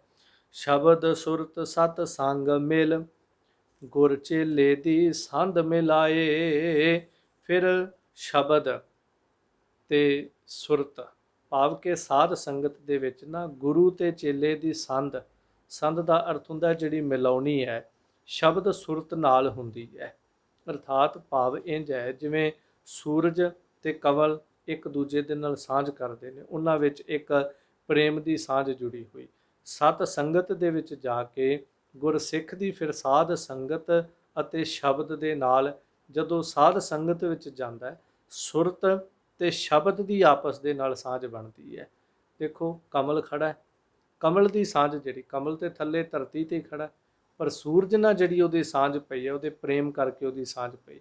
ਇਸ ਤਰ੍ਹਾਂ ਸੰਗਤ ਵਿੱਚ ਜਦੋਂ ਸਾਧ ਸੰਗਤ ਵਿੱਚ ਜਦੋਂ ਗੁਰਸਿੱਖ ਜਾਂਦਾ ਹੈ ਤਾਂ ਉਹ ਸਰੀਰ ਕਰਕੇ ਉੱਥੇ ਹੀ ਚੌਂਕੜਾ ਮਾਰ ਕੇ ਬੈਠਾ ਹੈ, ਪਰ ਸ਼ਬਦ ਕਰਕੇ ਸੁਰਤ ਕਰਕੇ ਉਹਦੀ ਉੱਥੇ ਗੁਰੂ ਨਾਲ ਸਾਂਝ ਪੈਂਦੀ ਹੈ। ਚਾਰ ਵਰਨ ਗੁਰਸਿੱਖ ਹੋਏ ਸਾਧ ਸੰਗਤ ਸੱਚ ਖੰਡ ਵਸਾਏ। ਇਸ ਤੋਂ ਬਾਅਦ ਕਹਿੰਦੇ ਚਾਰ ਵਰਨ ਜਿਹੜੇ ਨੇ ਨਾ ਸਾਧ ਸੰਗਤ ਦੇ ਵਿੱਚ ਗੁਰਸਿੱਖ ਹੋ ਜਾਂਦੇ ਨੇ। ਚਾਰੇ ਵਰਨ, ਕਿਸੇ ਦਿਸ਼ਾ ਕਿਸੇ ਵਰਨ ਤੋਂ ਕੋਈ ਆਇਆ ਹੋਵੇ, ਉਹ ਜਦੋਂ ਸੰਗਤ ਦੇ ਵਿੱਚ ਬਹਿੰਦਾ ਫਿਰ ਆਪਾਂ ਕੀ ਕਹਿੰਦੇ, ਸੰਗਤ ਸੱਜ ਬੈਠੀ। ਆਪਾਂ ਕਦੀ ਇਹ ਤਾਂ ਨਹੀਂ ਕਹਿੰਦੇ ਫਲਾਣੇ ਕੋਨੇ ਦੇ ਵਿੱਚ ਫਲਾਣੀ ਜਾਤ ਵਾਲੇ ਬੈਠੇ, ਉਹ ਕੋਨੇ 'ਚ ਫਲਾਣੀ ਜਾਤ ਵਾਲੇ ਬੈਠੇ, ਅੱਗੇ ਫਲਾਣੀ ਜਾਤ ਵਾਲੇ ਬੈਠੇ, ਪਿੱਛੇ ਫਲਾਣੀ ਜਾਤ ਵਾਲੇ ਬੈਠੇ। ਆਪਾਂ ਇਹ ਕਹਿੰਦੇ ਗੁਰੂ ਰੂਪ ਸਾਧ ਸੰਗਤ ਜੀ। ਉੱਥੇ ਕੋਈ ਉੱਚੀ ਜਾਤ, ਕੋਈ ਨੀਵੀਂ ਜਾਤ, ਕੋਈ ਸਾਡੇ ਵਰਗਾ ਪਾਪੀ ਅਕਿਰਤ ਕਣ ਬੈਠਾ, ਜਿਹੜਾ ਵੀ ਬੈਠਾ ਹੈ ਉਹ ਸਤ ਸੰਗਤ ਰੂਪ ਹੋ ਗਿਆ। ਕਿਸ ਤਰ੍ਹਾਂ ਹੋ ਗਿਆ, ਇੱਕ ਉਦਾਹਰਣ ਦਿੰਦੇ ਹਨ, ਕਹਿੰਦੇ ਆਪ ਗਵਾਏ ਤੰਬੋਲ ਰਸ, ਖਾਏ ਚਬਾਏ ਸੋ ਰੰਗ ਚੜਾਏ। ਜਿਸ ਤਰ੍ਹਾਂ ਤੰਬੋਲ ਰਸ ਭਾਵ ਕਿ ਪਾਣ ਨੂੰ ਖਾਣ ਵਾਲੇ, ਪਿੱਛੇ ਵੀ ਜ਼ਿਕਰ ਆਇਆ ਸੀ, ਪਾਣ ਦੇ ਵਿੱਚ 4-5 ਚੀਜ਼ਾਂ ਪੈਂਦੀਆਂ ਨੇ, ਜਿਨ੍ਹਾਂ ਦੇ ਵਿੱਚ ਕੱਥ ਹੈ, ਸੁਪਾਰੀ ਹੈ, ਚੂਨਾ ਹੈ, ਪਾਣ ਹੈ, ਤੰਬੋਲ ਹੈ ਭਾਵ ਬੀੜਾ ਹੈ। ਸੋ ਇਹ ਸਾਰਾ ਕੁਝ ਜਿਹੜਾ ਹੈ ਜਦੋਂ ਉਹਨੂੰ ਖਾਂਦੇ ਨੇ, ਚੱਬਦੇ ਨੇ, ਤਾਂ ਸਾਰੀਆਂ ਚੀਜ਼ਾਂ, ਹੁਣ ਚੂਨੇ ਦਾ ਰੰਗ ਚਿੱਟਾ ਹੈ, ਬੀੜੇ ਦਾ ਰੰਗ ਮਿੱਟੀ ਰੰਗਾ ਜਿਹਾ, ਫਿਰ ਜਿਹੜਾ ਪਾਣ ਦਾ ਪੱਤਾ ਹੈ ਉਹਦਾ ਹਰਾ ਰੰਗ ਹੈ, ਉਸ ਤੋਂ ਬਾਅਦ ਸੁਪਾਰੀ ਦਾ ਲਾਲ ਰੰਗ ਹੈ। ਪਰ ਸਾਰਾ ਕੁਝ ਜਦੋਂ ਚਬਾ ਜਾਂਦੇ ਨੇ ਤਾਂ ਜਦੋਂ ਉਹਨੂੰ ਮੂੰਹ 'ਚੋਂ ਬਾਹਰ ਕੱਢਦੇ ਨੇ ਬਿਲਕੁਲ ਲਾਲ ਸੁਰਖ ਉਹਦਾ ਰੰਗ ਹੁੰਦਾ ਹੈ। ਸੋ ਇਸ ਤਰ੍ਹਾਂ ਉਹਨਾਂ ਦਾ ਇੱਕ ਰੰਗ ਹੋ ਜਾਂਦਾ ਹੈ। ਸੋ ਇਸ ਤਰ੍ਹਾਂ ਸਾਧ ਸੰਗਤ ਦੇ ਵਿੱਚ ਉੱਚੀ ਨੀਵੀਂ, ਵੱਡੀ ਛੋਟੀ ਜਾਤ, ਅਮੀਰ ਗਰੀਬ ਸਾਰੇ ਜਿਹੜੇ ਹਨ ਇੱਕ ਰੂਪ ਹੋ ਜਾਂਦੇ ਹਨ। 6 ਦਰਸ਼ਨ ਤਰਸਨ ਖੜੇ, 12 ਪੰਥ ਗਿਰੰਥ ਸੁਣਾਏ। ਸੋ ਇਸ ਤਰ੍ਹਾਂ 6 ਦਰਸ਼ਨ ਭਾਵ ਕਿ 6 ਦਰਸ਼ਨ ਜਿਹੜੇ ਜੋਗੀਆਂ ਦੇ ਤੇ 12 ਪੰਥ ਜਿਹੜੇ ਹਨ ਇਹਨਾਂ ਜੋਗੀਆਂ ਦੇ। 6 ਦਰਸ਼ਨ ਖਟ ਦਰਸ਼ਨ ਸਾਧੂ ਸਮਾਜ, ਜੋਗੀਆਂ ਦੇ 12 ਪੰਥ ਜਿਹੜੇ ਉਹ ਆਪੋ ਆਪਣੇ ਮਤਾਂ ਦੇ ਗ੍ਰੰਥਾਂ ਨੂੰ ਸੁਣਦੇ ਨੇ, ਸੁਣਾਉਂਦੇ ਨੇ। ਪਰ ਭਾਈ ਸਾਹਿਬ ਕਹਿੰਦੇ ਨੇ ਗ੍ਰੰਥ ਸੁਣਾਏ, ਸੁਣਾਉਣ ਦੇ ਬਾਵਜੂਦ ਵੀ ਤਰਸਨ ਖੜੇ, ਇਹ ਉਸ ਮਹਾਨ ਪਦਵੀ ਨੂੰ ਪਾਉਣ ਦੇ ਵਾਸਤੇ ਤਰਸਦੇ ਖੜੇ ਰਹਿੰਦੇ ਨੇ, ਕਿਉਂਕਿ ਅੰਦਰੋਂ ਅਹੰਕਾਰ ਦੀ ਨਿਵਰਤੀ ਨਹੀਂ ਹੁੰਦੀ। ਜੋਗੀਆਂ ਕੋਲ ਜੋਗ ਦਾ ਹੰਕਾਰ ਹੈ, ਸ਼ਾਸਤਰ ਪੜ੍ਹਨ ਵਾਲੇ ਕੋਲ ਆਪਣੀ ਵਿਦਿਆ ਦਾ ਹੰਕਾਰ ਹੈ, ਇਸ ਕਰਕੇ ਉਸ ਪਦਵੀ ਨੂੰ ਪ੍ਰਾਪਤ ਨਹੀਂ ਕਰ ਪਾਉਂਦੇ ਹਨ। 6 ਰੁੱਤ 12 ਮਾਸ ਕਰ, ਇੱਕ ਇੱਕ ਸੂਰਜ ਚੰਦ ਦਿਖਾਏ। ਭਾਈ ਸਾਹਿਬ ਇੱਥੇ ਇਹ ਸਮਝਾਉਣਾ ਚਾਹੁੰਦੇ ਨੇ ਕਿ ਜਿਸ ਪਦਵੀ ਨੂੰ ਇਹਨਾਂ ਨੇ ਮੰਨਣਾ ਸੀ ਉਹਨੂੰ ਤਰਸਦੇ ਹੀ ਰਹਿ ਗਏ, ਕਿਉਂਕਿ ਇਸ ਗੱਲ ਨੂੰ ਜਾਣ ਨਾ ਸਕੇ ਵੀ 6 ਰੁੱਤਾਂ ਨੇ ਸੰਸਾਰ ਦੇ ਉੱਤੇ, ਜਿਸ ਦੇ ਅੰਦਰ ਬਸੰਤ, ਗਰੀਖਮ, ਪਾਵਸ, ਸਰਦ, ਹੇਮੰਤ, ਫਿਰ ਸਿਸਰ ਆਦਿਕ 6 ਰੁੱਤਾਂ। ਉਸ ਤੋਂ ਬਾਅਦ 12 ਮਾਸ, 12 ਮਹੀਨੇ ਹਨ। ਪਰ 6 ਰੁੱਤਾਂ 12 ਮਹੀਨਿਆਂ ਦਾ ਮਾਲਕ ਕੇਵਲ ਇੱਕ ਸੂਰਜ ਚੰਦ ਦਿਖਾਏ। ਉਸ ਤੋਂ ਬਾਅਦ ਇੱਕ ਹੀ ਸੂਰਜ ਹੈ ਤੇ ਇੱਕ ਹੀ ਚੰਦ ਹੈ। ਚੰਦਰਮਾ ਤੋਂ 16 ਕਲਾਂ ਬਣਦੀਆਂ ਨੇ, ਪਰ ਸੂਰਜ ਕਰਕੇ ਕਿ ਜਿਹਨੂੰ ਸਾਹਿਬ ਬਾਬਾ ਬਾਣੀ ਅੰਦਰ ਇੰਝ ਬਚਨ ਕਹਿ ਰਹੇ ਨੇ, ਸੂਰਜ ਏਕੋ ਰੁੱਤ ਅਨੇਕ। ਸੋ ਇਸ ਤਰ੍ਹਾਂ ਜ਼ਿਕਰ ਕਰਕੇ ਕਹਿੰਦੇ ਨੇ ਕਿ ਸਾਰਾ ਕੁਝ ਜਿਹੜਾ ਉਸ ਸੂਰਜ ਦੀ ਕਲਾ ਦੇ ਵਿੱਚ ਟਿਕਿਆ ਹੋਇਆ ਤੇ ਚੰਦਰਮਾ ਦੀਆਂ ਕਲਾ ਹਨ। 12 16 ਮੇਲ ਕੇ, ਸਸੀਅਰ ਅੰਦਰ ਸੂਰ ਸਮਾਏ। ਪਰ ਗੁਰਮੁਖ ਜਿਹੜੇ ਹਨ ਨਾ, ਉਹਨਾਂ ਨੇ ਕੀ ਕੀਤਾ ਹੈ ਕਿ ਜਿਵੇਂ ਸੂਰਜ ਦੀਆਂ 12 ਹੋ ਗਈਆਂ, ਇਹ ਮਹੀਨੇ ਕਹਿ ਲਓ, 12 ਰਾਸ਼ੀਆਂ ਨੇ ਸੂਰਜ ਦੀਆਂ, 12 ਰਾਸ਼ੀਆਂ ਸੂਰਜ ਦੀਆਂ ਤੇ ਚੰਦਰਮਾ ਦੀਆਂ 16 ਕਲਾਂ ਜਿਹੜੀਆਂ ਨੇ, ਇਹਨਾਂ ਨੂੰ ਮਿਲ ਕੇ ਸੂਰਜ ਮਿਲਾਇਆ ਹੈ, ਭਾਵ ਕਿ ਮਿਲਾ ਦਿੱਤਾ। ਸਤੋ ਗੁਣ ਤੇ ਤਮੋ ਗੁਣ ਜਿਹੜਾ ਹੈ, ਇੰਜ ਕਹਿ ਦਈਏ ਉਹਦਾ ਅਭਾਵ ਕਰ ਦਿੱਤਾ ਹੈ। ਅਭਾਵ ਕਿਸ ਤਰ੍ਹਾਂ ਕੀਤਾ ਹੈ ਤਾਂ ਅੱਗੇ ਜ਼ਿਕਰ ਕਰਦੇ, ਸ਼ਿਵ ਸ਼ਕਤੀ ਨੂੰ ਲੰਘ ਕੇ ਗੁਰਮੁਖ ਇੱਕ ਮਨ ਇੱਕ ਧਿਆਏ। ਗੁਰਮੁਖ ਪਿਆਰੇ ਜਿਹੜੇ ਹਨ ਉਹ ਸ਼ਿਵ ਸ਼ਕਤੀ ਭਾਵ ਸਤੋ ਗੁਣ ਤਮੋ ਗੁਣ ਦੇ ਵਿੱਚ ਦੀ ਲੰਘ ਕੇ ਇੱਕ ਮਨ ਇੱਕ ਚਿੱਤ ਹੋ ਕਰਕੇ ਉਸ ਅਕਾਲ ਪੁਰਖ ਪਰਮੇਸ਼ਰ ਦਾ ਧਿਆਨ ਕਰਦੇ ਹਨ, ਉਸ ਕਰਤੇ ਅਕਾਲ ਪੁਰਖ ਪਰਮੇਸ਼ਰ ਨੂੰ ਧਿਆਉਂਦੇ ਹਨ। ਪੈਰੀ ਪੈ ਜਗ ਪੈਰੀ ਪਾਏ, ਉਹ ਫਿਰ ਆਪ ਸਾਰਿਆਂ ਦੇ ਪੈਰੀ ਪੈਂਦੇ ਨੇ। ਇੰਨੀ ਨਿਮਰਤਾ ਉਹਨਾਂ ਵਿੱਚ ਆ ਜਾਂਦੀ ਹੈ, ਪਰ ਸਾਰਾ ਜਗਤ ਉਹਨਾਂ ਦੇ ਪੈਰੀ ਪੈ ਰਿਹਾ ਹੁੰਦਾ ਹੈ। ਉਹ ਆਪ ਨਿਮਰਤਾ 'ਚ ਲੋਕਾਂ ਦੇ ਚਰਨੀ ਹੱਥ ਲਾਉਂਦੇ, ਪਰ ਜਗਤ ਜਿਹੜਾ ਆਪਣੇ ਉਦਾਰ ਹਿੱਤ, ਆਪਣੇ ਭਲੇ ਹਿੱਤ ਉਹਨਾਂ ਗੁਰਮੁਖਾਂ, ਉਹਨਾਂ ਗੁਰਸਿੱਖਾਂ, ਉਹਨਾਂ ਸਤਿਪੁਰਖਾਂ ਦੇ ਚਰਨੀ ਹੱਥ ਲਾਉਂਦਾ ਹੈ। ਸੋ ਇਸ ਪੌੜੀ ਦੇ ਵਿੱਚ ਇਹ ਸਮਝਾਇਆ ਕਿ ਗੁਰਮੁਖ ਪਿਆਰਾ ਜਿਹੜਾ ਹੈ ਉਹ ਸੰਸਾਰ ਦੇ ਵਿੱਚ, ਸੰਸਾਰ ਦੀ ਮਾਇਆ ਤੋਂ, ਸੰਸਾਰ ਦੇ ਵਿਸ਼ਿਆਂ ਤੋਂ, ਵਕਾਰਾਂ ਤੋਂ ਬਿਲਕੁਲ ਅਲੇਪ ਰਹਿ ਕੇ ਉਸ ਪਰਿਪੂਰਨ ਪਰਮਾਤਮਾ ਦੇ ਨਾਲ ਸ਼ਬਦ ਤੇ ਸੁਰਤ ਦੁਆਰਾ ਡੋਰ ਲਗਾਉਂਦਾ ਹੈ। ਇਸ ਸ਼ਬਦ ਸੁਰਤ ਦੀ ਡੋਰ ਜੋੜ ਕੇ ਇਸ ਤਰ੍ਹਾਂ ਗੁਰਮੁਖ ਜਿਹੜਾ ਆਪਣੀ ਉਮਰ ਨੂੰ ਬਤੀਤ ਕਰਦਾ ਹੈ। ਸੂਰਜ ਚੰਦਰਮਾ ਨੂੰ ਇੱਕ ਇਸ ਕਰਕੇ ਕਿਹਾ ਹੈ ਕਿਉਂਕਿ ਸੂਰਜ ਦਾ ਹੀ ਪ੍ਰਕਾਸ਼ ਜਿਹੜਾ ਉਹ ਚੰਦਰਮਾ ਤੇ ਪੈਂਦਾ ਹੈ ਤੇ ਫਿਰ ਚੰਦਰਮਾ ਜਿਹੜਾ ਉਹ ਚਮਕਦਾ ਹੈ। ਸੋ ਇਸ ਦ੍ਰਿਸ਼ਟਾਂਤ ਦੇ ਵਿੱਚ ਭਾਵ ਕਿ ਸਤੋ ਤਮੋ ਵੱਲ ਇਹਦੇ ਅਰਥ ਕੀਤੇ ਨੇ ਕਿ ਸੂਰਜ ਦੇ ਵਿੱਚ ਤਮੋ ਗੁਣ ਸੁਭਾਅ ਹੈ, ਚੰਦਰਮਾ ਦੇ ਵਿੱਚ ਸਤੋ ਗੁਣੀ ਸ਼ਾਂਤਕੀ ਸੁਭਾਅ ਹੈ। ਪਰ ਗੁਰਮੁਖ ਤਮੋ ਤੇ ਸਤੋ ਦੋਨਾਂ ਤੋਂ ਤਾਂ ਹੋ ਕੇ ਆਪਣੇ ਮਨ ਦੀ ਇਕਾਗਰਤਾ ਨੂੰ ਮਾਣਦੇ ਹਨ। ਸੋ ਇੱਥੇ 6ਵੀਂ ਪਾਵਨ ਵਾਰ ਦੀਆਂ ਗੁਰੂ ਕਿਰਪਾ ਨਾਲ 6 ਪੌੜੀਆਂ ਆਪਾਂ ਸਰਵਣ ਕੀਤੀਆਂ ਨੇ। ਸੋ ਭੁੱਲਾਂ ਦੀ ਖਿਮਾ ਹਜੂਰ ਪਾਤਸ਼ਾਹ ਸਮੱਤ ਦੀ ਦਾਤ ਬਖਸ਼ ਕੇ ਨਿਵਾਜ ਨਾ ਕਰਨ। ਸ਼ਿਵ ਸ਼ਕਤੀ ਨੂੰ ਲੰਘ ਕੇ ਗੁਰਮੁਖ ਇੱਕ ਮਨ ਇੱਕ ਤੇ ਆਏ, ਪੈਰੀ ਪੈ ਜਗ ਪੈਰੀ ਪਾਏ। ਵਾਹਿਗੁਰੂ ਜੀ ਕਾ ਖਾਲਸਾ, ਵਾਹਿਗੁਰੂ ਜੀ ਕੀ ਫਤਿਹ।